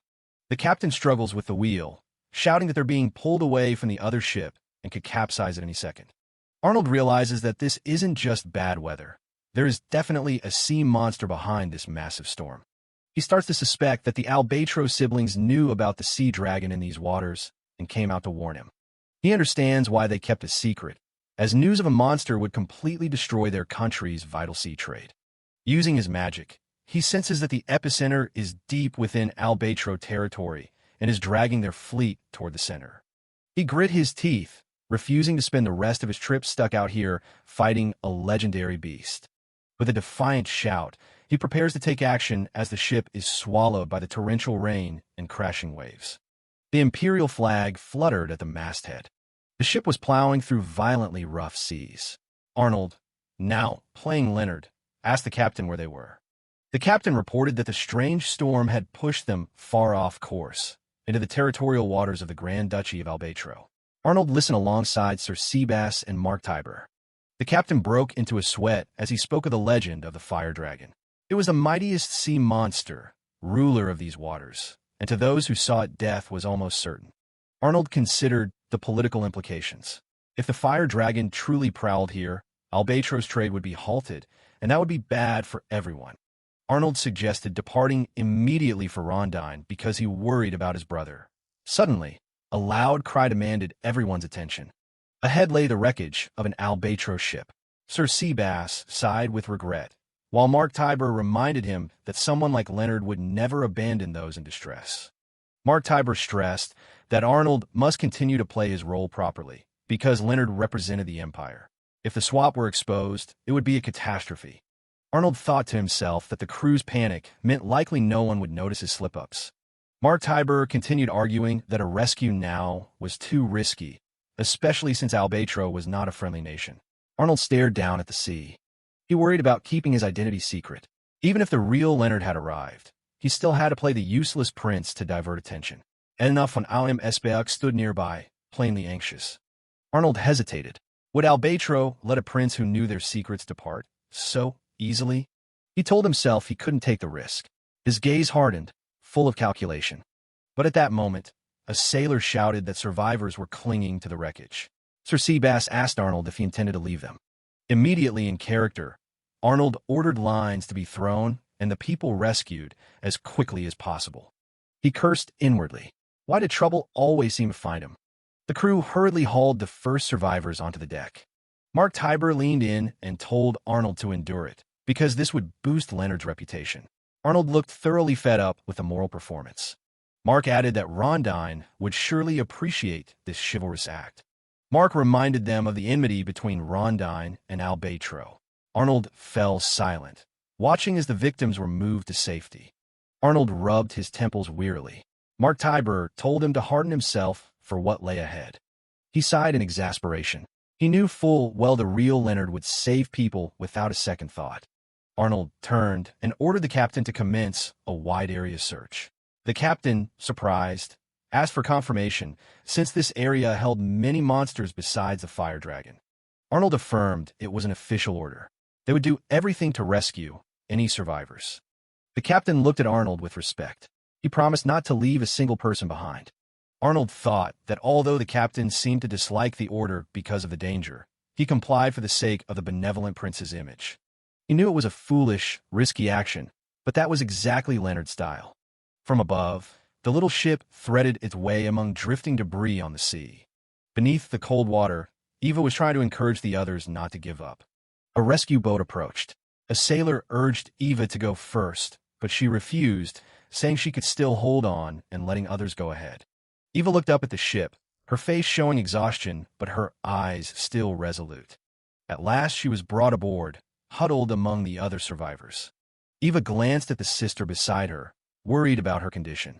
The two clasped each other's hands tightly. Eva said they needed to use magic to check whether the fire dragon had awakened. Eva and her companions stood in the center of the magic circle, preparing to perform the ritual. A powerful beam of light radiated from the magic circle, enveloping the ship amid the night sea. Deep on the seabed, a huge dark shape moved among the rising bubbles. Suddenly, an immense pressure wave generated a violent swell. Everyone on board was terrified by this strange phenomenon. The ship pitched violently as a storm, and massive waves struck unexpectedly. Eva cried out in alarm, reaching out and calling Julio's name. The sea heaved and churned, sweeping away everything around. Eva tried to steady herself. She told herself she had to be stronger to protect the others. Eva clung to a piece of wood in the open sea, silently trusting that reinforcements would arrive and Prince Leonard would save them. Those around her were not so optimistic. They believed the Empire would never bother searching for survivors in these dangerous waters. Even allies might give up when it came to the Fire Dragon's waters. But Eva remained steadfast in her belief.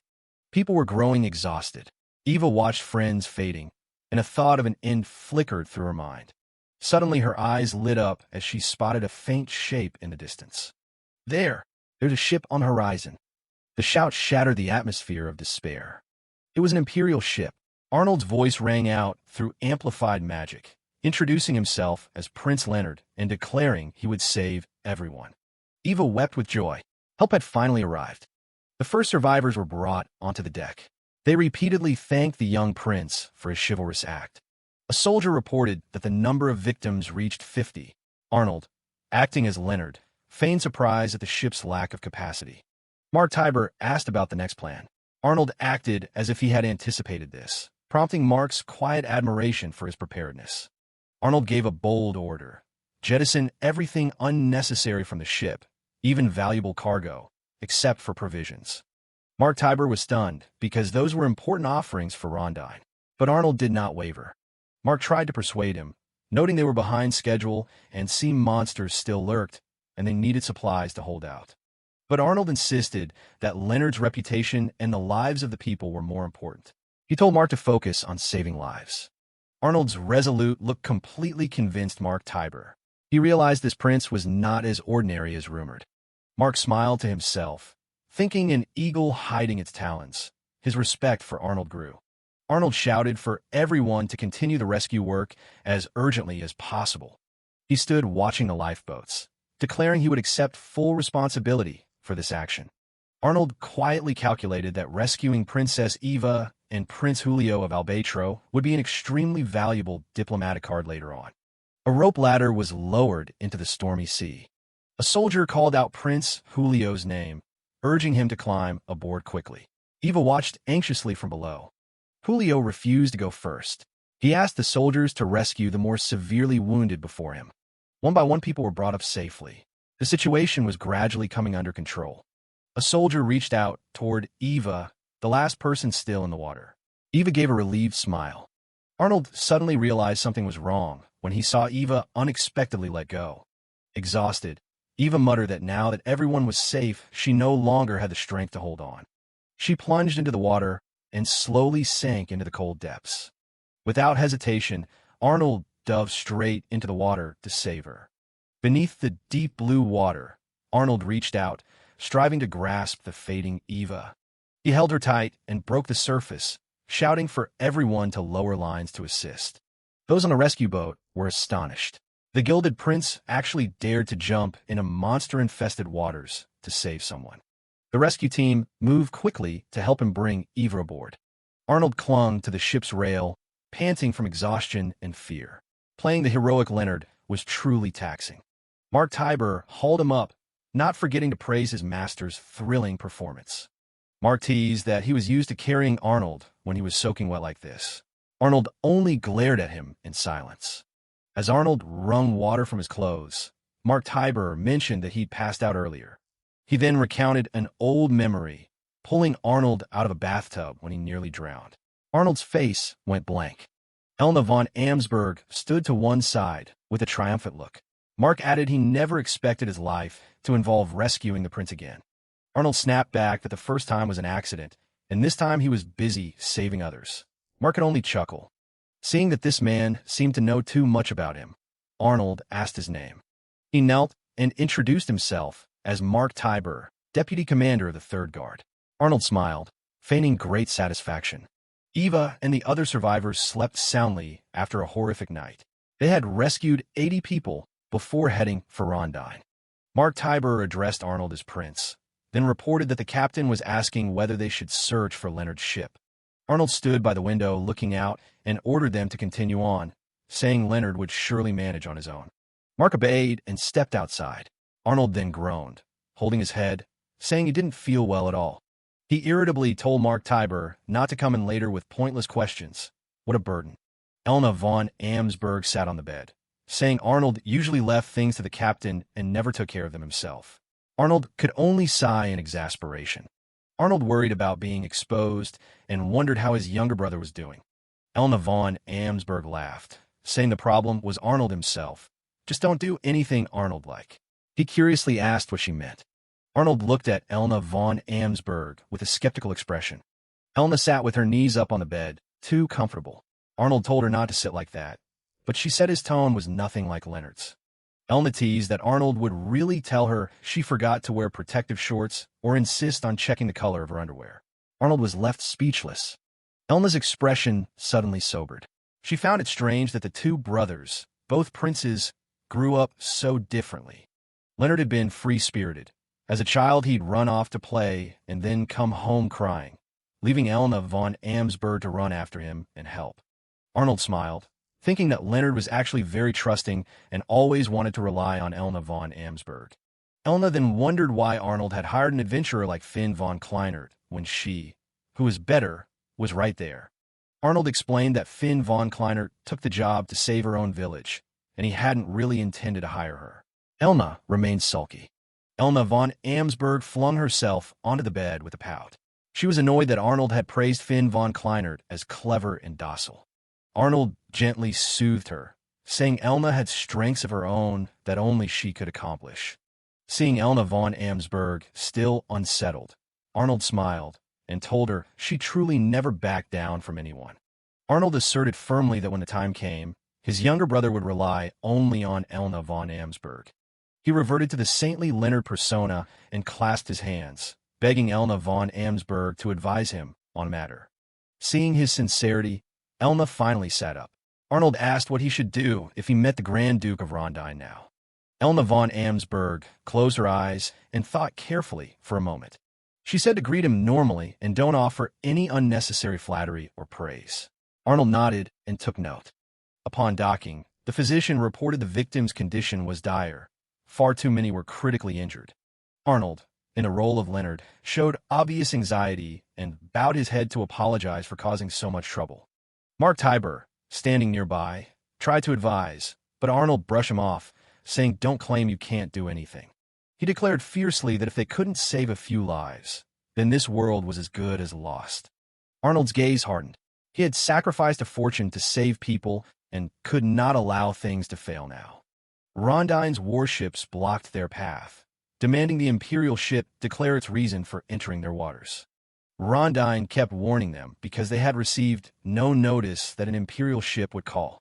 Arnold used a magical loudspeaker to loudly announce he was Leonard Lakes Adler, the 8th Prince of the Adrasia Empire. He reported they were carrying 80 survivors, including the Prince and Princess of Rondine. Rondine reacted with a stir, but still ordered the ship to anchor for a security inspection first. Arnold pleaded urgently to transfer the victims to their ship so they could be taken ashore for immediate treatment. But Rondine remained rigid, saying they were not allowed into the port without the Grand Duke's order and must wait. Arnold, still in Leonard's guise, inquired about the condition of their prince and princess. Martiber replied they had not regained consciousness. Arnold declared this was no longer a matter of possibility. Once brought here, the responsibility to protect them belonged to everyone on board. He continued using the magical loudspeaker to persuade Rondine, emphasizing that people on his ship teetered on death's door. Arnold begged them to allow the transfer ashore. But Rondine remained inflexible. Rules are rules. Wait for the Grand Duke's orders, even for royalty. Arnold said he had sacrificed much and faced many dangers to save them, simply because he could not bear to see anyone die. He implored them to make the right decision. The captain on the other side began to ponder. Arnold affirmed his greatest wish was for all of them to return alive. But the Rondine officer turned his back, saying he was military and absolutely could not disobey superior orders. Arnold's expression grew resolute. He murmured for forgiveness for what he was about to do. Mark Tybur and the others turned pale as the victim's conditions rapidly worsened. The captain reported the ship was heading straight for the port without permission. He was very worried about the consequences. Arnold said he knew that, but if they obeyed orders, everyone would die. Rondine threatened to sink the ship if they tried to force entry. People began whispering that gentle Leonard would never act so willfully. But Arnold held firm to his command. Into the port. Arnold thought to himself, this was a perfect opportunity to build an impressive image for Leonard. He wanted the world to see that once Leonard decided, nothing could stop him. Mark Tybur worried this bad reputation would force Leonard to face even harder decisions later. Arnold thought differently. He believed his brother's reputation would only improve. Arnold's eyes were full of confidence. He said Leonard would surely be fine, because he was his younger brother. The captain warned that entering the port without permission could land them all in prison. Arnold replied coldly that he was well aware of that. He feared the act would be turned into a political tool and push Leonard away from the throne. Arnold said they'd deal with that later. Arnold reminded the captain this was his ship and the crew's lives were in his hands, so don't force him to take the helm himself. The captain looked at Arnold differently. He admitted he was beginning to like this prince a little more now. Arnold shouted orders for everyone to prepare everything to head straight into the port. Rondine was utterly shocked. They declared they would not stand down and were ready to sink the ship even if a prince or princess were aboard. Arnold smiled mysteriously and said he had just come up with a brilliant idea. A close-up of Arnold's sharp face. He ordered, "Hoist the white flag." Everyone looked puzzled, not understanding. The captain asked if Arnold knew the Imperial fleet had never hoisted a white flag. He said this very ship would set that precedent. Arnold explained it was to give the opposing captains a legitimate reason not to open fire. He understood their psychology well. The white flag fluttered in the wind. Arnold smiled slightly. Everything was going according to his plan. He picked up the loudspeaker again and declared in a firm voice that he was Leonard Lakes Adler, the 8th prince of the Adrasia Empire, and was carrying their survivors. Arnold announced their condition was critical, so they were forced to enter the port unlawfully, but emphasized they had no intent to engage in combat. He urgently pleaded with the admirals of Rondine to help save their compatriots. The soldiers on shore began to waver. Arnold prayed the royal admirals would make a wise decision as the ship slowly approached the harbor. Finally, everyone was safely brought ashore. The people of Rondine began assisting in caring for the victims. Mark Tiber and Arnold stood on the quay. Everything had finally calmed and settled. Mark said they were officially prisoners now. Arnold grinned triumphantly, confirming they had hoisted the white flag and surrendered. They were led away under the supervision of local soldiers. Arnold said, "Let's go. Now is the time to explain the Sea Dragon incident to the Grand Duke." Arnold strode confidently. He was certain that was exactly what the man most wanted to hear right now. Princess Lieselot was in a rage, thrashing a whip wildly to vent her anger in her chamber. The conscripted soldiers below could only kneel, painfully trembling and begging for mercy. She panted, looking at the wreckage she had caused with an impossibly furious expression. Not yet satisfied, she lashed the air with the whip a few more times. "What on earth is going on?" The advisor said Leonard's faction seemed to anticipate their every move. Lieselot grew even angrier, thinking she was being led by the blue seagull. "I will not let them be at peace." She gritted her teeth, her face full of murderous intent. The advisor advised temporarily avoiding confrontation with Leonard and waiting for an opportunity to retaliate over the theft of the Minister of Works. Lieselot coldly said one life was not enough to appease her. She ordered her subordinates to fetch another person here. The masked subordinate only obeyed, but inside he was surely trembling, fearful that tomorrow it might be his turn. Cut to Finn.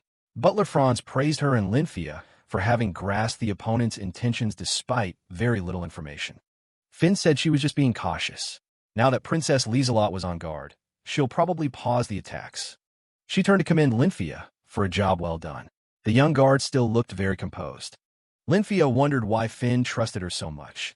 Finn smiled and said because Master Arnold, would never leave someone untrustworthy by her side. Then Lynthia asked bluntly, "Why would a lady like you involve yourself in this struggle for the throne?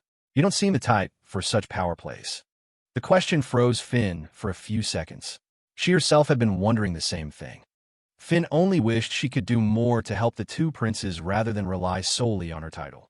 Lynthia said they'd surely be glad to have her support. Lynthia looked at Finn and recalled Arnold's instruction, "Take care of Finn for me." The guard firmly asserted there were tasks only Finn could accomplish. "Now go help them, milady." Finn currently had considerable fame in the capital. Naturally, merchants were eager to exploit that popularity. Franz said many trade guilds wanted Finn to endorse them, but they were also courting other candidates behind the scenes. Lynthia came up with the idea to target a different guild, Demi-Humans Incorporated. She believed they should build ties with them before the princes returned. Other princes had their eyes on this place too, but dared not touch it, because the guild's leader was a female vampire. After the empire was attacked, the public held strong prejudice against vampires.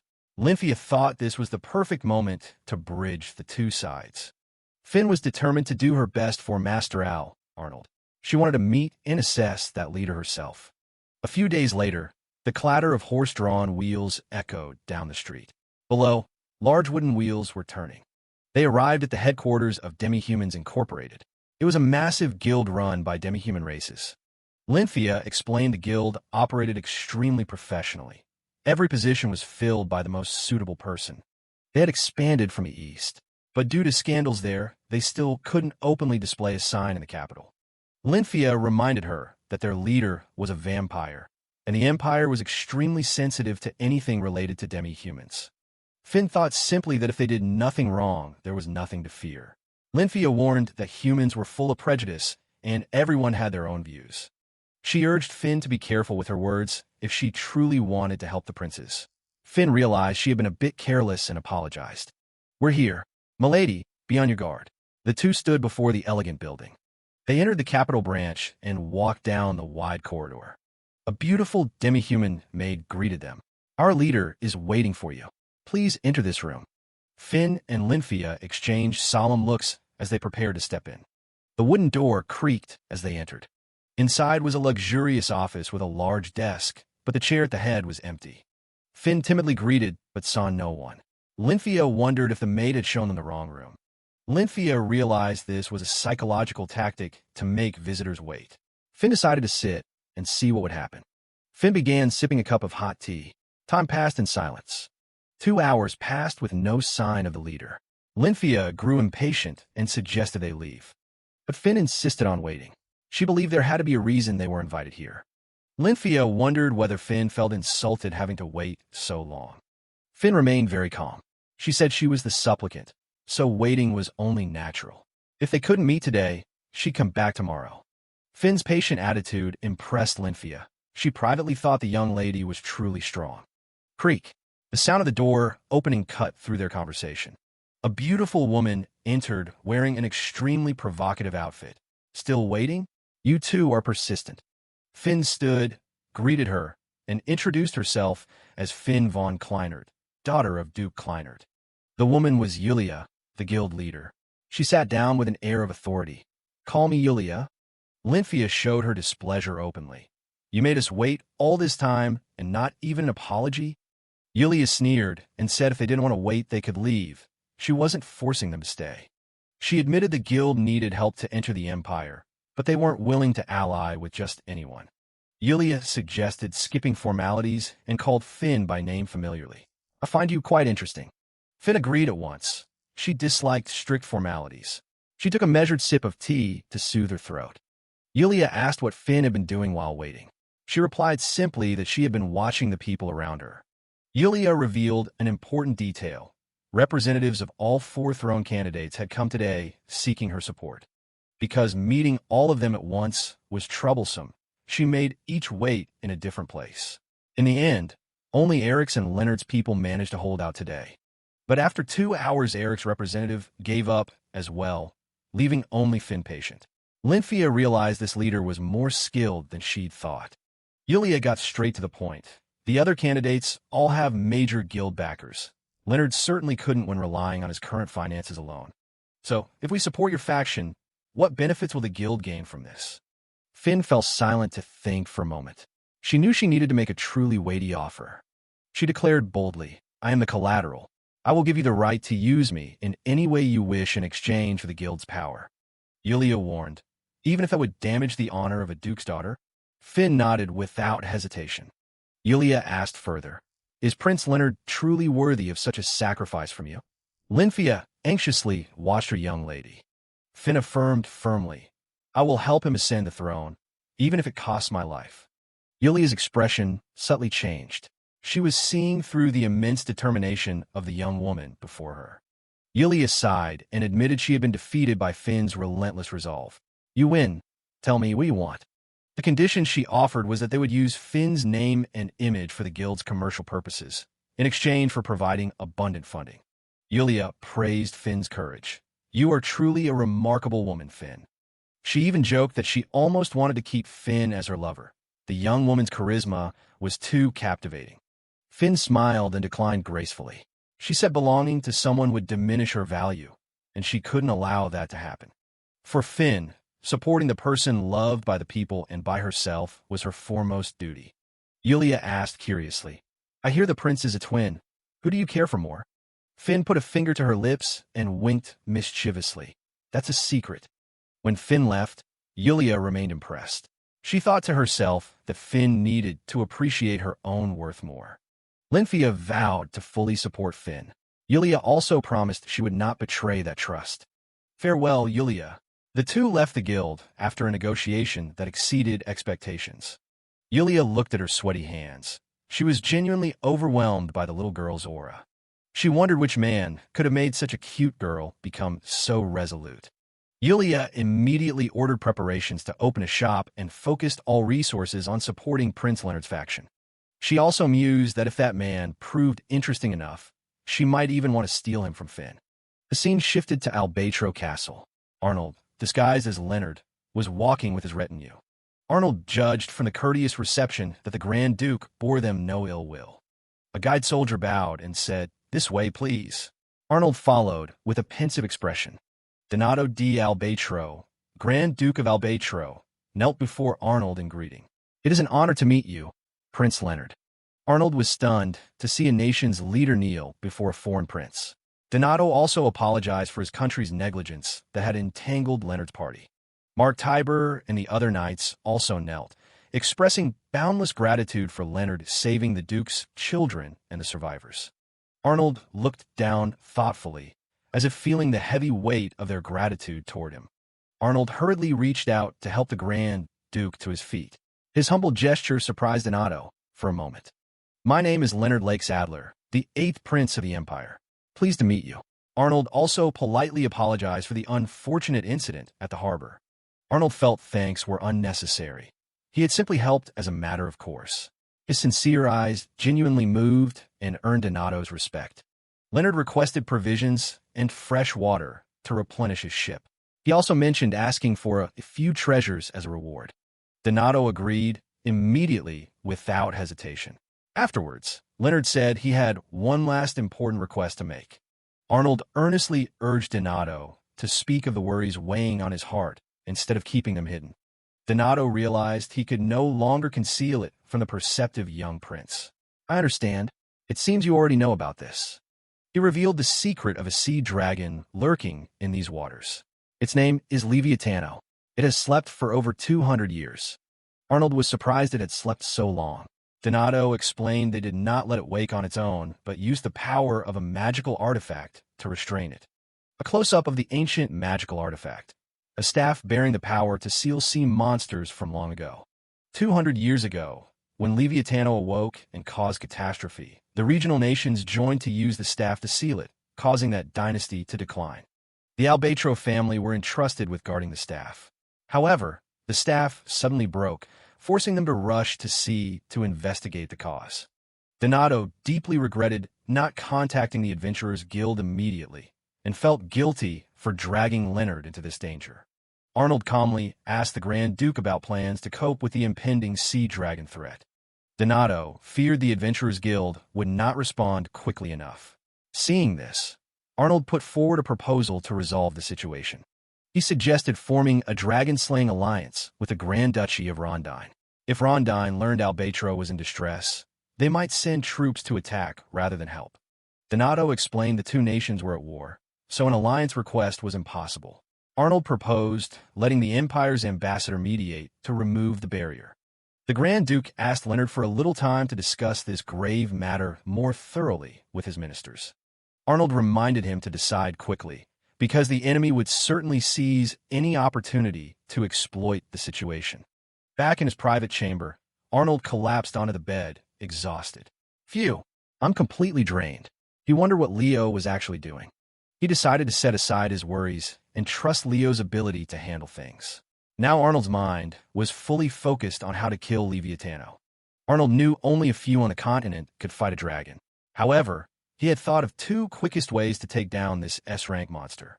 Either he would act himself under the name Silver, or the Empire would send a representative, meaning Elna would have to draw the Holy Sword. Arnold weighed the options, but there was no reason for Silver to appear in the south right now. He privately wished the old man on the throne would quickly ask the Adventurers Guild to deal with it and be rid of the problem. The current situation was Albatro trapped between Rondine and the Sea Dragon. To break free, they had to borrow supplies from neighboring countries, resulting in a heavy financial burden. In the private room, Arnold in Leonard's disguise sighed heavily. He was still puzzling over how to deal with Rondine when a knock sounded at the door. Opening the door, he put on the friendliest princely face he could to see who had come. It turned out to be Princess Eva. She shyly apologized for dropping by so abruptly. Eva blushed and hesitated, saying she had come to thank her benefactor in person. Arnold smiled and said he was simply relieved to see the princess safe. He added a polite remark that if he had woken earlier, he wouldn't have had such a hard time. Eva grew even more bashful. She recounted that everyone she met praised Prince Leonard's bravery and kindness. Hearing that, Arnold hurriedly credited the crew, saying they were the ones who had worked hardest. Eva continued, saying she had heard how he dove into the sea to save his brother Julio. Eva looked at him with admiration, insisting only a true hero would dare jump into waters where a sea dragon lurked. This is over. Arnold broke into a cold sweat, realizing that if he kept playing this role, sooner or later she would fall head over heels for his twin. He fumbled, unsure how to make her dislike him a bit without revealing his identity. Meanwhile, Eva added, "It's awkward talking in the corridor. Shall we go inside?" Arnold was stunned by her forwardness. He wasn't good at dealing with girls like this at all.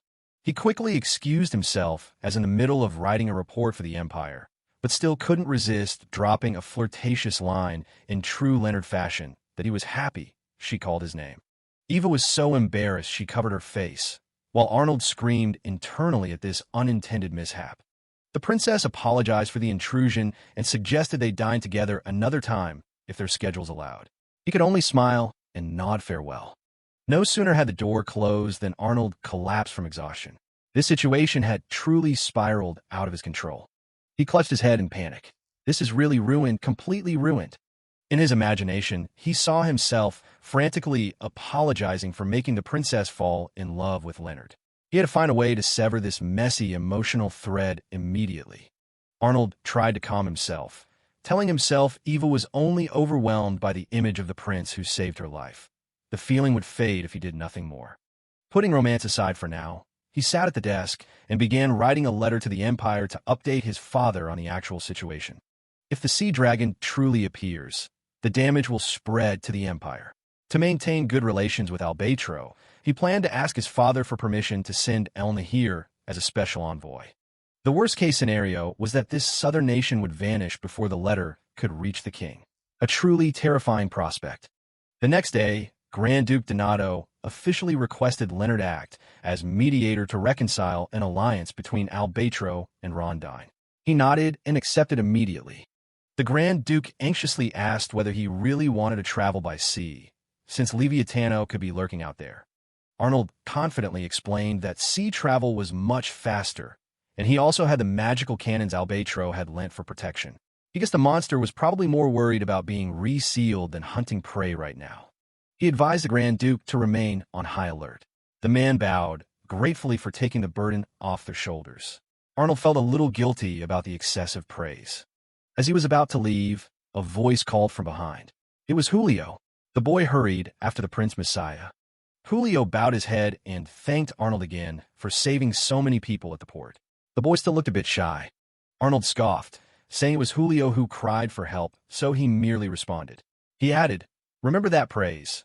One day, I'll make you repay the debt." Julio was stunned by the arrogant yet impressive remark from the prince.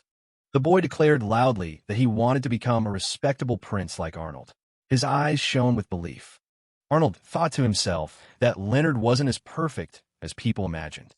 Some praised him as brave, but many also called him reckless and thoughtless. He turned his back and left Julio with sincere advice.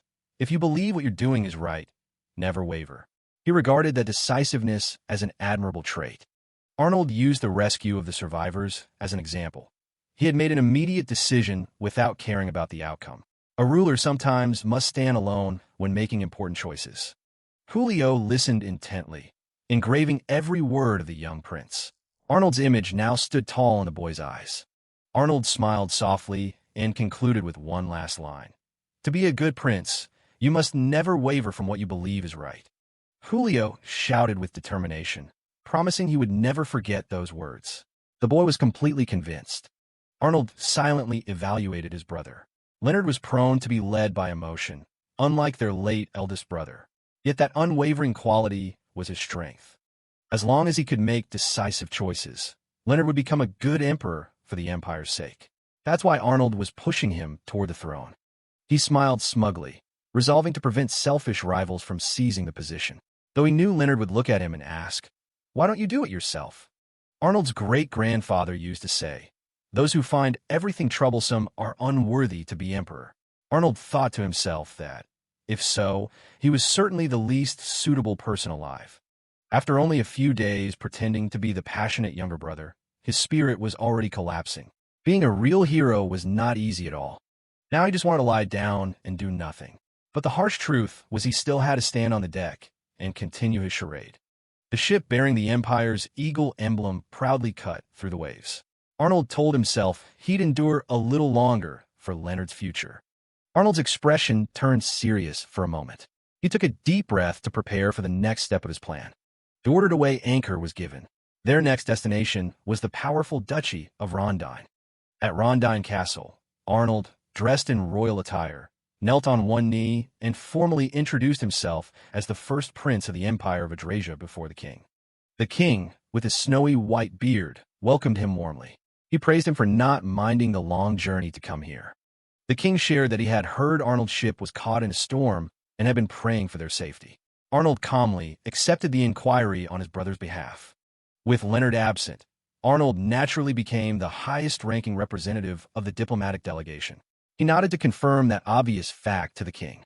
Getting straight to the point, the king wanted to hear the emperor's answer regarding their request for military assistance. Arnold signaled for Elna to step forward to present the details. Elna von Amsberg boldly introduced herself as the commanding officer of the 3rd Royal Cavalry Regiment. Her imposing presence commanded the hall's attention. The King of Rondine was surprised to meet the prodigy of the Amsberg line, wielder of the legendary holy sword Aurora. Elna quickly clarified that she could not use that sword outside the Empire's territory.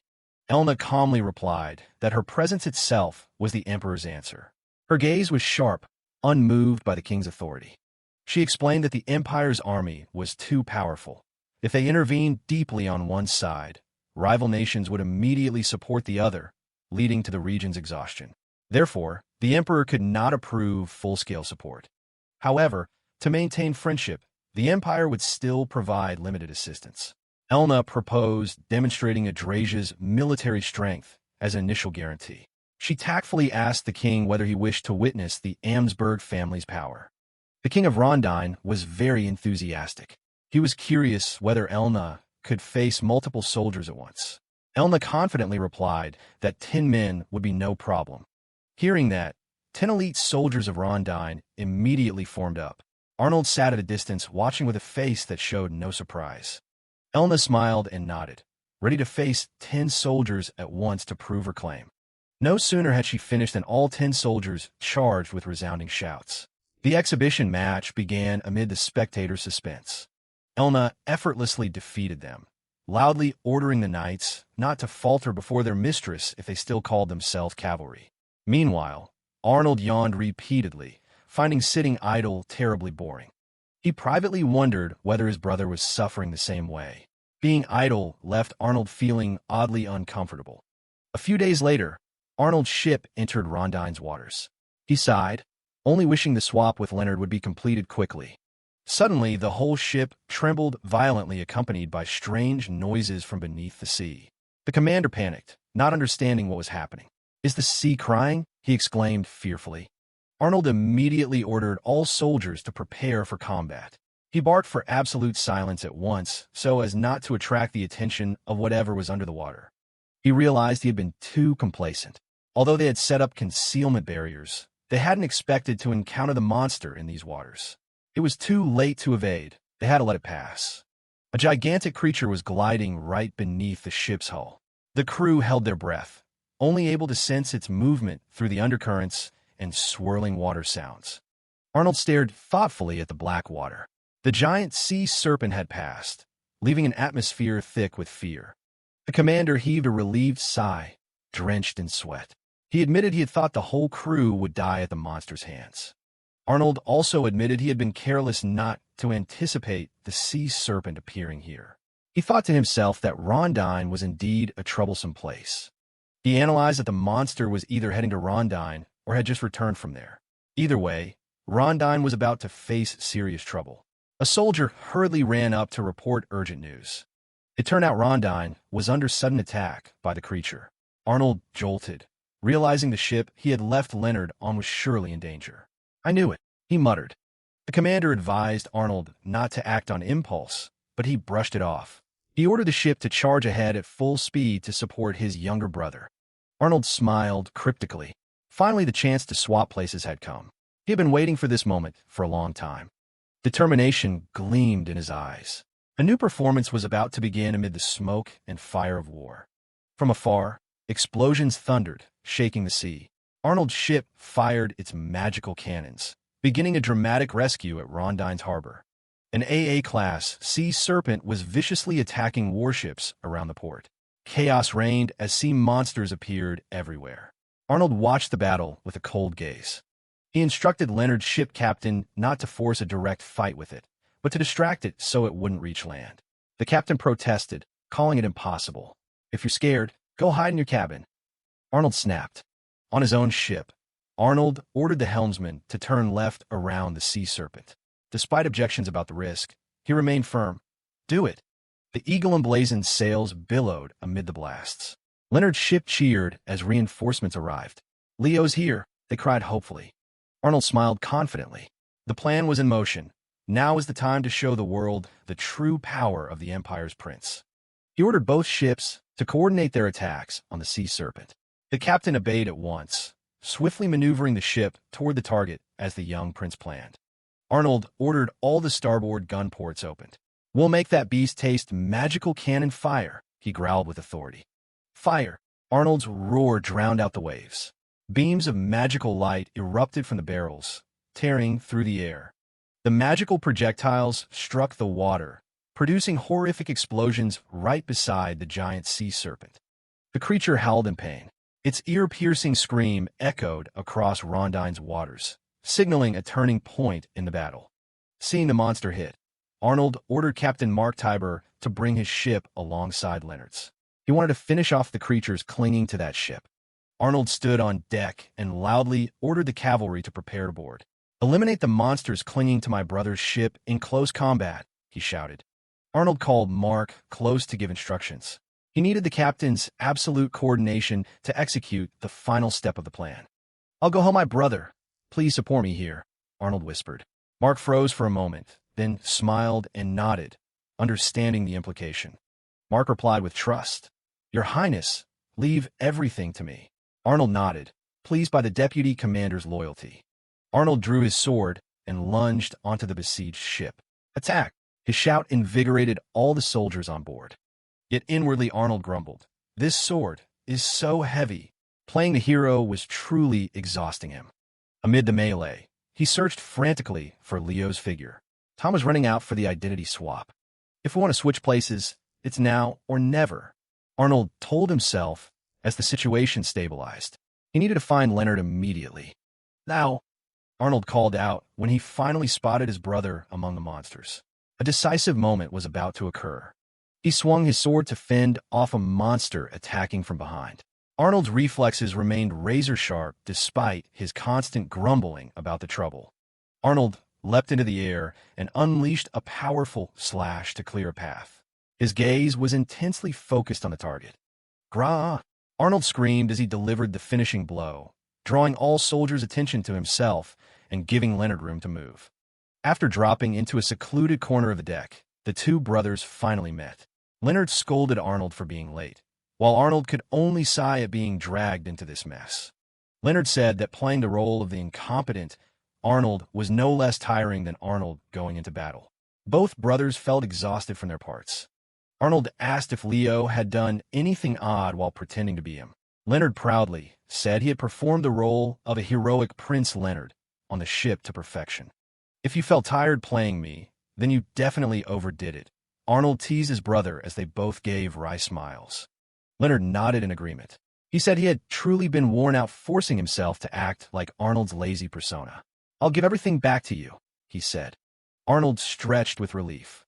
"All right, I'll leave the rest to you." "I'm going to protect the harbor," Leonard said, then hurried off to carry out his task. Arnold smiled as he watched his brother's figure. He knew Elma would handle things on land, so he left the sea matters to Leonard. As for him, it was time to return to being himself. Arnold nonchalantly told Captain Mark that everything was in his hands and that he was going to take a nap. Mark gaped in astonishment at this 180-degree change. Ignoring everyone's shock, Arnold calmly shut the door. "Do whatever you want. After all, Leo will sort it out in the end," he muttered irresponsibly. Mark sighed in disappointment when he saw Arnold sprawled on the bed. He had hoped the prince would change without Leonard by his side, but old habits died hard. He was still the same lazy, incompetent prince as ever. The magical cannons finally go quiet. Arnold notes that the battle has finally come to an end. The captain lets out a sigh of relief, while Arnold yawns, wanting nothing more than to get back to the castle and sleep. The ships set sail, leaving the port behind as they head for home. Walking through the town, Arnold notices that the damage from the attack isn't as bad as he expected. Even the monsters that managed to reach the shore were kept at bay. He spots Elna on a roof and gives her a lazy shout-out for her hard work. She looks down at him, but the prince is already physically and mentally drained. Elna tells him that his lazy prince act won't work on her anymore. He catches her off guard by pointing out that her clothes are actually torn. He jokes that her pastel-colored panties are definitely going to be visible through the rip. She freezes up, her face turning a deep shade of red. As she panics and checks for the tear, he admits he was just messing with her. She screams at him to mind his own business while he walks away. Back at the palace, the Grand Duke is in a total panic over his sunken warships. Arnold's hope for a nap is ruined since he's forced to pose as his brother, Leonard, for another high-stakes meeting. Acting as Leonard, he formally requests an alliance to deal with the dragon emergency. The King of Rondine is hesitant, wondering if his lands are truly in danger. Arnold doubles down on a lie, claiming he saw the dragon heading this way on his journey. He explains that the monsters appearing on land are just a sign the dragon has moved into their waters. He shows them a map, explaining how their trade routes will be completely cut off. He warns that if the sea is blocked, the Empire won't be able to send any aid to save them. He drops the polite tone and tells the king they're finished if they refuse the deal. Terrified of being abandoned, the king folds immediately and agrees to the alliance. Arnold smirks. Now that the politics are handled, he can use the guild for the actual work. The following morning, a joint armada sets sail for the Grand Duchy of Albatro. Leonard and Elna head off to lead the charge, leaving the lazy prince behind. Arnold waves them goodbye, figuring that Albatro's peace is all that matters for now. He keeps up his act, trembling and pretending he's too scared to fight if he had to. Once the ships are out of sight, he drops the facade and hopes they wrap things up quickly. He slips away into an alley and activates a teleportation spell. He reappears at the Rondine branch of the Adventurers Guild. The guild receptionist opens the door to check on the lobby. She's confused to find every single person in the room has suddenly passed out. She freezes when she notices a dark, masked figure standing in the middle of the room. It's Silver, ready to start the real operation behind the scenes. He introduces himself as the SS-class adventurer and apologizes for knocking everyone out. The girl's eyes light up when she realizes the legendary mage is right in front of her. He ignores her excitement and asks to use their long-distance communication chamber. Sitting at the crystal, he demands that they put him through to the vice president. Clyde's face appears on the screen, looking incredibly annoyed by the unexpected call. Silver claims he's just visiting a friend, but Clyde has heard some rumors he wants to confirm. Clyde mentions that an official request to defeat the Sea Dragon has come in from the Grand Duchy of Albatro. He explains that things are a mess at the head office, as this is an ultra-high-level quest only a few top-tier adventurers can handle. Silver says he doesn't want to drag others into this, but he has to head back to the Empire immediately for personal business. He tells Clyde to deal with the request himself, but Clyde warns him that the info has already leaked and the Empire is starting to intervene. Silver realizes that if the Empire steps in, they'll use it to put the southern region in their debt, creating a whole new mess. He wants the guild to handle it fast, so he asks Clyde to stay on the line and alert him the moment the dragon shows up. As he walks through the streets, Silver suspects someone is trying to use the dragon crisis to make themselves look like a hero. He decides the best move is to return to the capital and check on Finn while keeping an eye on the Empire's plans. Using his magic, he prepares to teleport back into his life as the useless prince.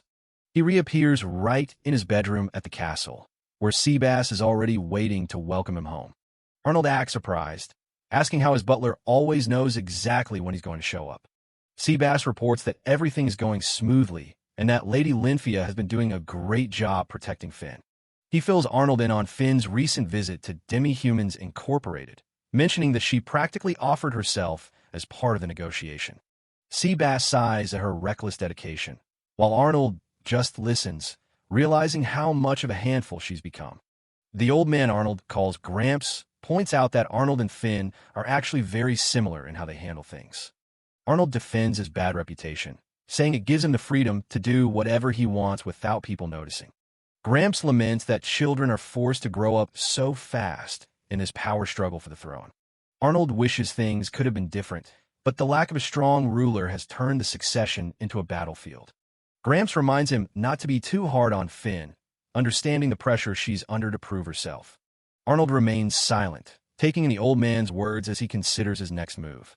He lets Seabass know he's got it from here and prepares to head toward Finn's room. Finn is stunned when a legendary Silver suddenly appears in her doorway. Silver greets her and politely asks for a moment of privacy, acknowledging Lynthia as well.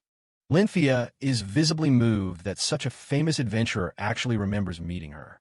Despite her respect for him, Lynthia stands her ground, reminding him that she's currently Finn's bodyguard. Silver doesn't back down, insisting that he needs to speak with Finn one-on-one. Arnold thinks to himself that while Lynthia's loyalty is great, it's making his current job a lot harder. Lynthia remains firm, ready to protect her charge even against the strongest adventurer in the guild.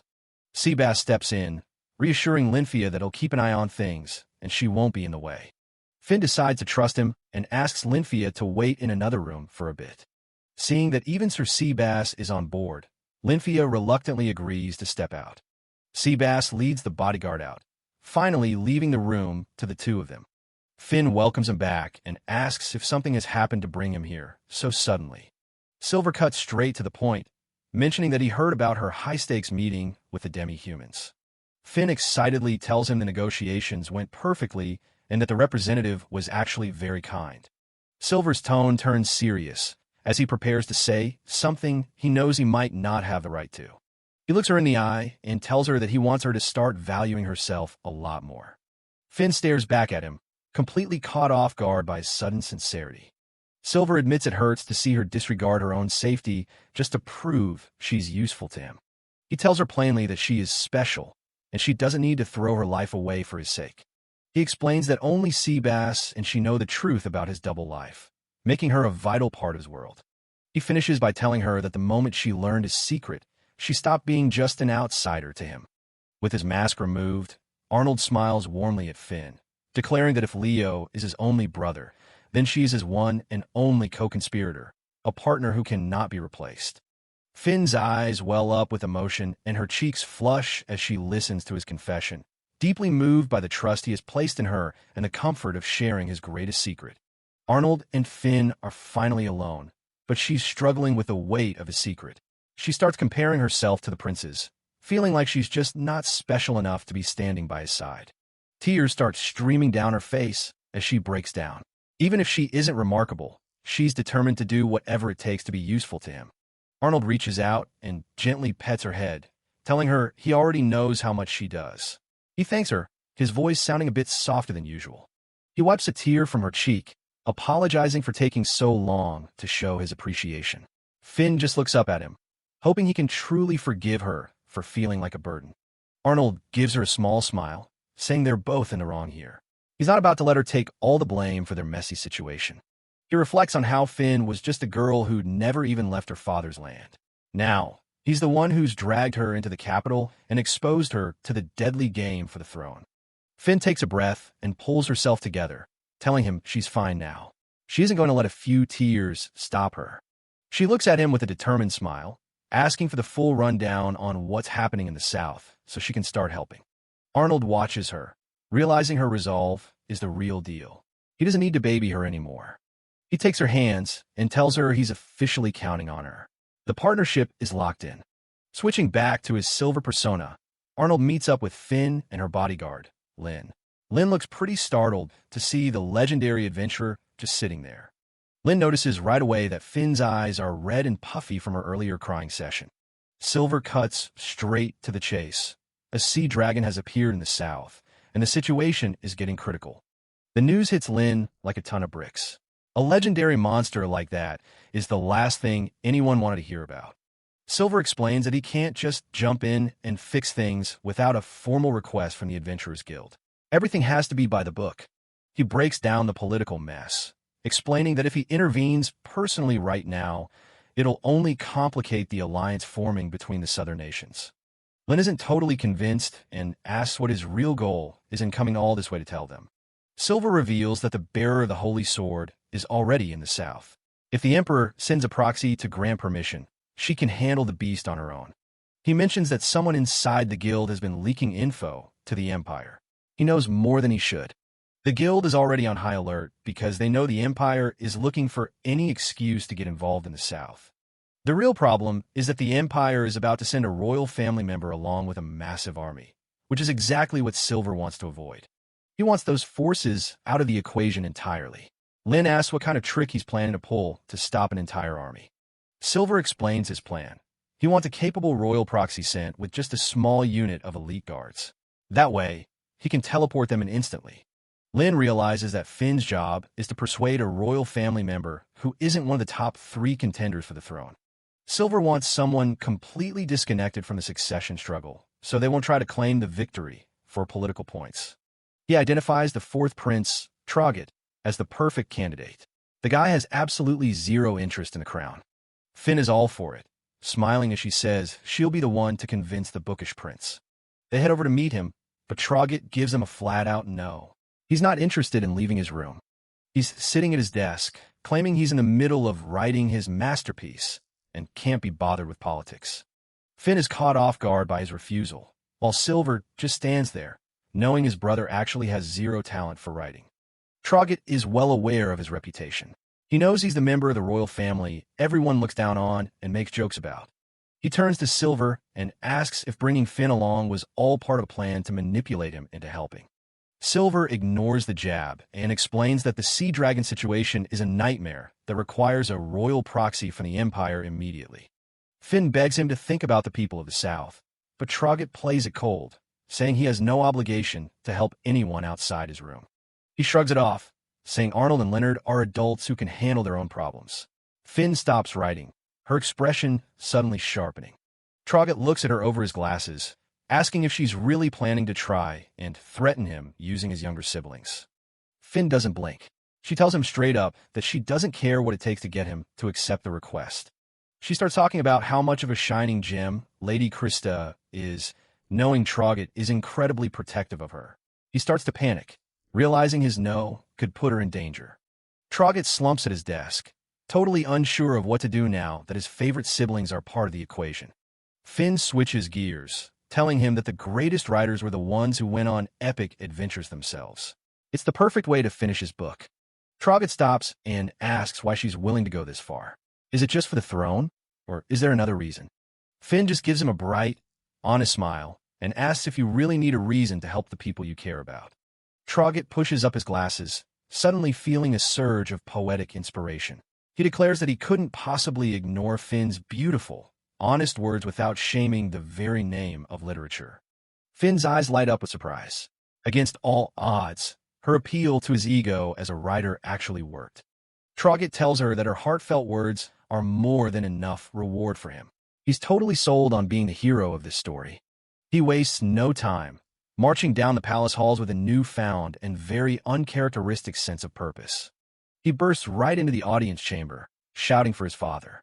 He's usually the last person anyone would expect to see making a formal request.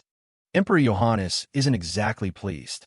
He roars at his son for interrupting a high-level meeting like an insolent brat.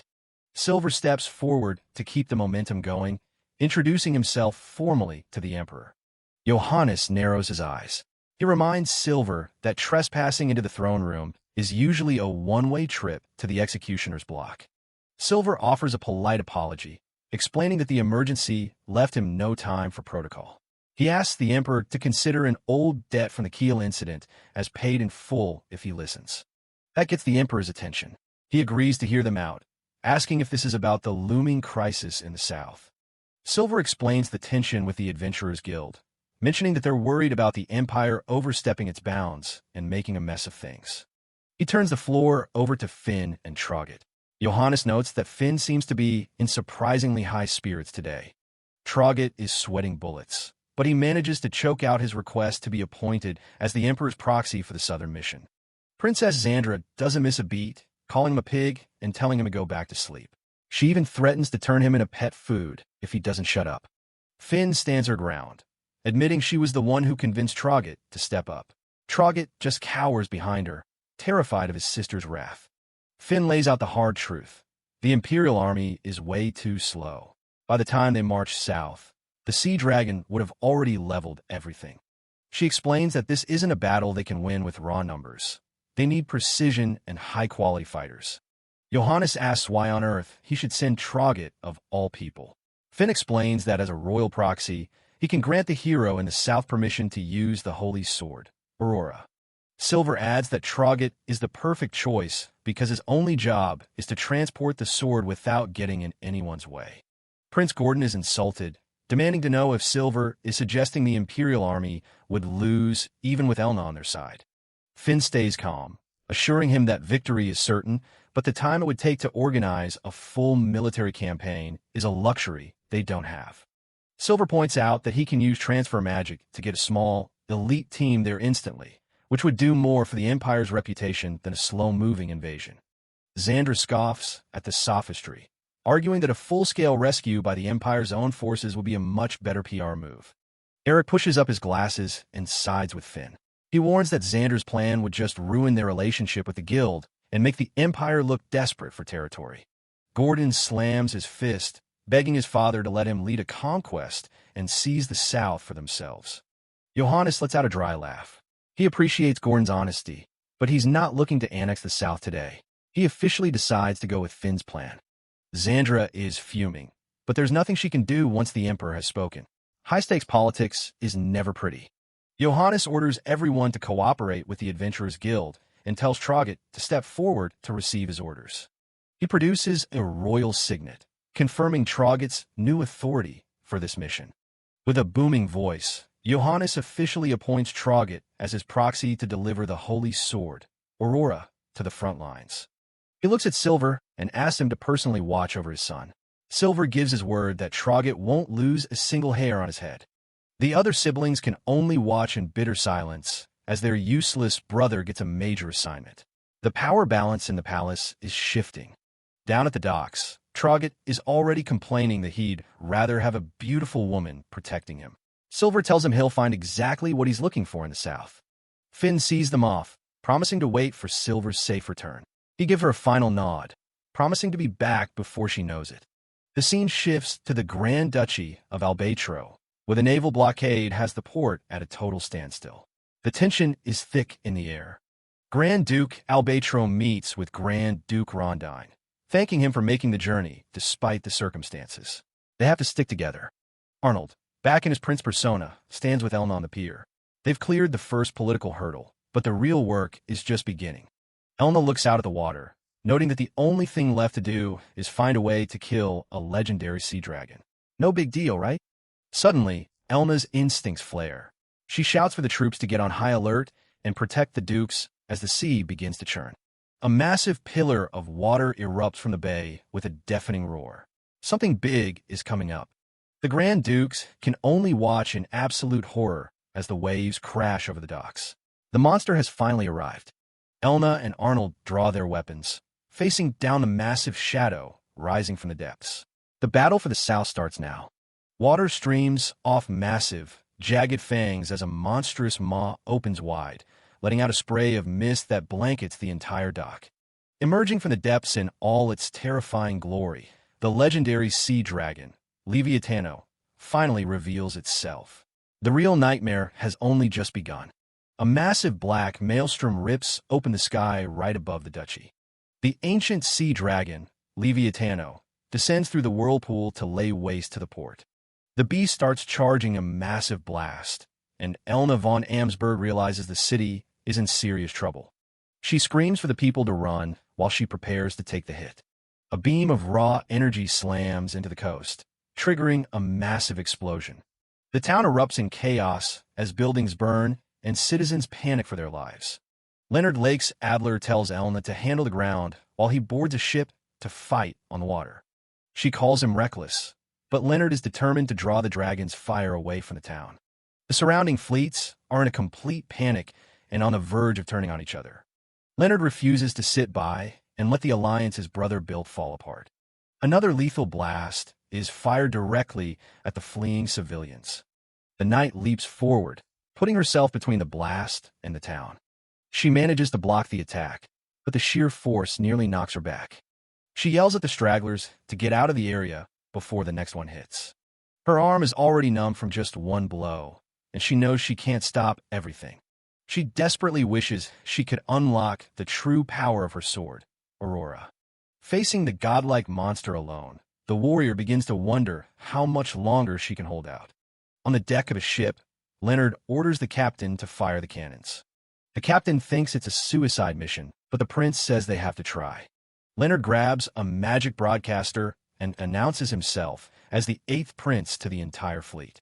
He rallies any ships that aren't afraid of the depths to follow his lead. They just need to create enough of a distraction to pull the dragon away from the port. For a moment, there's only silence as Leonard waits to see if anyone will step up. Suddenly, the Albatro and Rondine ships signal their support, joining the assault. The crew recognizes the mysterious ship that helped them out during the previous battle. Leonard is surprised they're so eager to help, since Arnold didn't mention this in his plan. He's consistently amazed by how far ahead his brother was actually thinking. He thanks the brave crews and prepares for the clash of a lifetime. The order is given to begin firing and draw the dragon's focus. Over at the Adventurers Guild, the staff is scrambling to coordinate an evacuation. Chaos breaks out at the city gate as everyone tries to escape at once. Eva is running through the streets, searching for anyone who can help. She slams open the guild doors, begging for someone to save her people. She doesn't care who accepts the request. She just needs a hero for Albatro. The adventurers realize the request is basically a death sentence for most of them. A few guys start arguing over whether it's even possible to fight a sea dragon. The receptionist tries to calm things down, but Eva is on her knees, crying for help. Suddenly, a voice from the shadows tells her to just wait. A figure in a dark cloak and silver mask manifests in a swirl of magic. Arnold, in his silver persona, introduces himself as the SS-class adventurer. He stands over the sobbing girl and tells her he's accepting her request. He tells her she did well to make it this far, promising he'll handle the rest. Arnold, in his silver persona, tells the young woman to get to safety while he handles the monster. Traugott Lakes Adler marvels at the speed of transfer magic, officially stepping on his southern soil. Arnold tells Traugott to stop geeking out and issue the royal permission for Elna to use her sword's full power. Before he can do that, they need to get somewhere where they can draw the dragon's attention away from the port. Looking at the massive beast from the docks, Traugott starts to have some serious doubts about Elna winning this alone. Leviatano charges up a blast that would wipe Albatro off the map in a single hit. Arnold uses a magic amplifier to call out the dragon, acting as a massive target. He's got to protect the people, no matter how much mana it takes. The ancient dragon glares at the human pest, remembering the tool that once put it to sleep. Determined never to be sealed again, it prepares to settle the score once and for all. The beast fires a point-blank energy beam, promising its enemy a quick and painless death. Elna closes her eyes, apologizing to her parents and thinking of Arnold one last time. Suddenly, a massive divine barrier materializes between her and the blast. The dragon screams in frustration as it realizes its ultimate attack has been completely nullified. The barrier is Aegis, the impenetrable shield of the gods, and it's being held by the masked adventurer. Elna stares in awe at the sheer power required to stop a dragon's breath midair. Eva's brother Julio recognizes the prince, relieved that reinforcements finally arrived. Arnold introduces himself to the royal family of Albatro as the SS-class adventurer, Silver. Beside him, Traugott Lakes Adler makes his grand entrance, identifying himself as the 4th Imperial Prince. Arnold tells his brother to stop posing and get to work while the barrier is still holding. Traugott isn't exactly the combat type, but he's here to fulfill his duty as Imperial royalty. He praises Eva's bravery, noting it's a rare sight in these troubled lands. He takes a deep breath, preparing to use his authority for the sake of the duchy. Using a magic amplifier, he broadcasts his arrival to everyone within Albatro. He clarifies that he's here as the Emperor's proxy, not necessarily to save the city himself. He asks if any knights of the Empire are present and ready to follow his lead. If such a knight exists, he demands they step forward and state their name immediately. He promises to give that person the eternal honor of being the savior of the South. Elna von Amsberg doesn't hesitate for a second, stepping out into the open. She pledges her service to the prince, ready to carry out whatever command he has. She stands tall, a true imperial knight wishing to follow her orders to the end. Traugott demands she speak her name clearly for everyone to hear. She shouts her identity to the docks, officially accepting the burden of the battle. The prince is pleased, flashing a royal ring that grants her imperial authority. He commands his brave hero to take up the holy sword and end the dragon's rampage. Silver summons the legendary blade, handing it over to the knight with a simple nod. Elna is grateful, but Traugott brushes it off, saying he's just doing his job as a royal. He's actually more interested in using their battle as research for his next creative project. Arnold confirms with the royals of Albatro that he has their full permission to intervene. He checks one more time to make sure they're okay with him taking down their ancient guardian. They've already lost so much that they tell him to handle the dragon however he sees fit. With the formalities out of the way, Arnold and Elna prepare to engage the beast together. Elna von Amsberg, clutching her weapon, tells the masked adventurer that there's no way she's letting him hold her back in this fight. Arnold, as Silver, fires back with a smirk under his mask, telling her that he was about to say the exact same thing to her. High above the harbor, the ancient dragon Leviatano lets out a deafening roar, its massive form casting a shadow over the panicked citizens below. Arnold realizes that the first priority isn't the dragon, but the safety of the people still trapped on the docks. Arnold channels a massive amount of mana into his palms, his eyes glowing behind his mask as he prepares to cast a high-level protection spell. The air around him crackles with energy, vibrating with the sheer force of his magical output. A colossal, shimmering grid of light erupts from the docks, forming an impenetrable barrier that stretches across the entire coastline. This is Aegis, a divine shield designed to protect the Grand Duchy from the dragon's destructive breath. Arnold watches the citizens calm down, noting that Traugott's speech actually worked. If only his brother's personality wasn't such a mess, he'd be perfect for the throne. Elna snaps him out of his thoughts, demanding to know if he has a plan or if they're just going to wing it.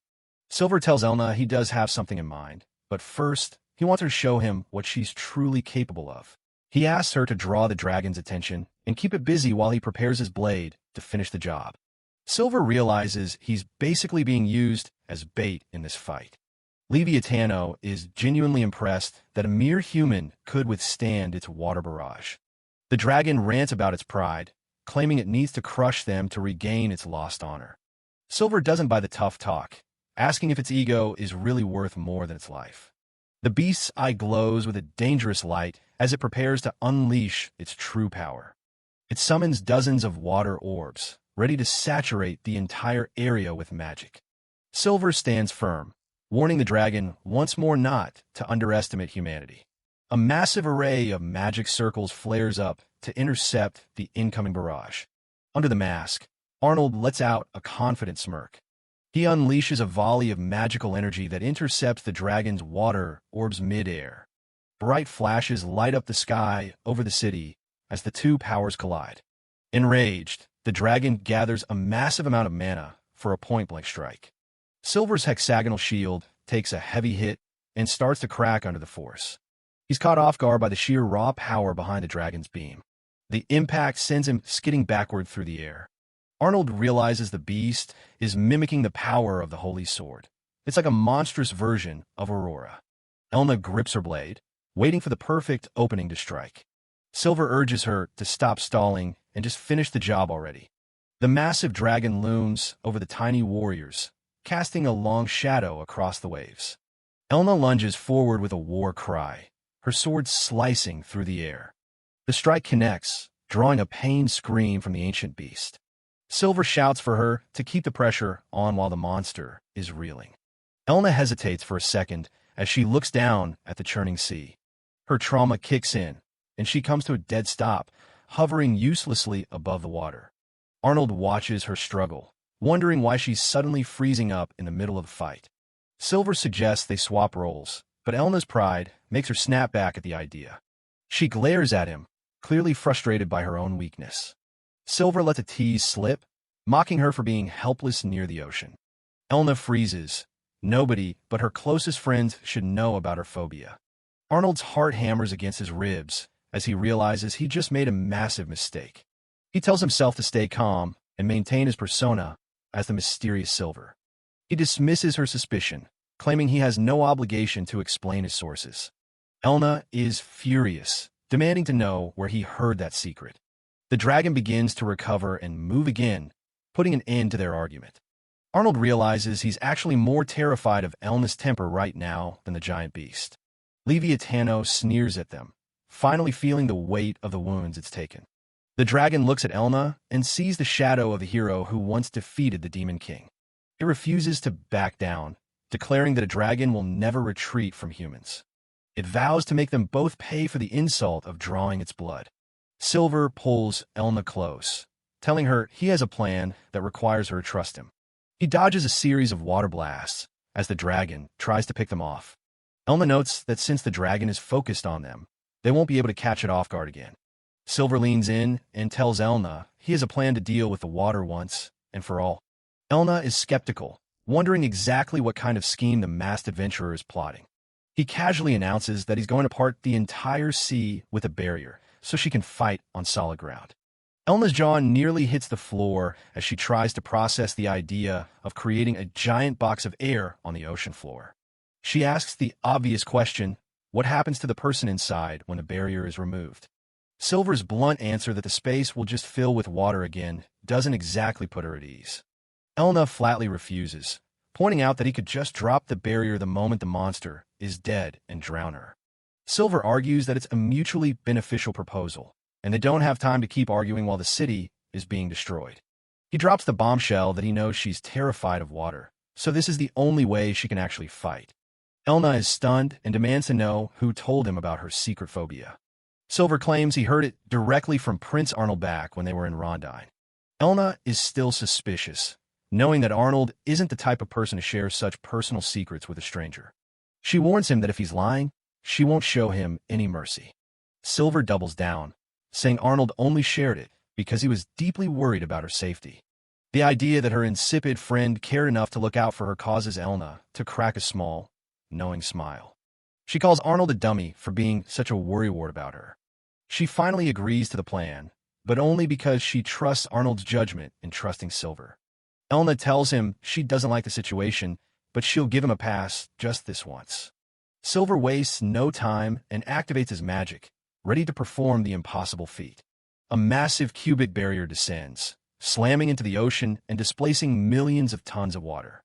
The dragon is trapped inside the geometric air pocket, confused by the sudden change in its environment. Elna finds herself standing on the dry sea floor, finally free from the paralyzing fear of the open water.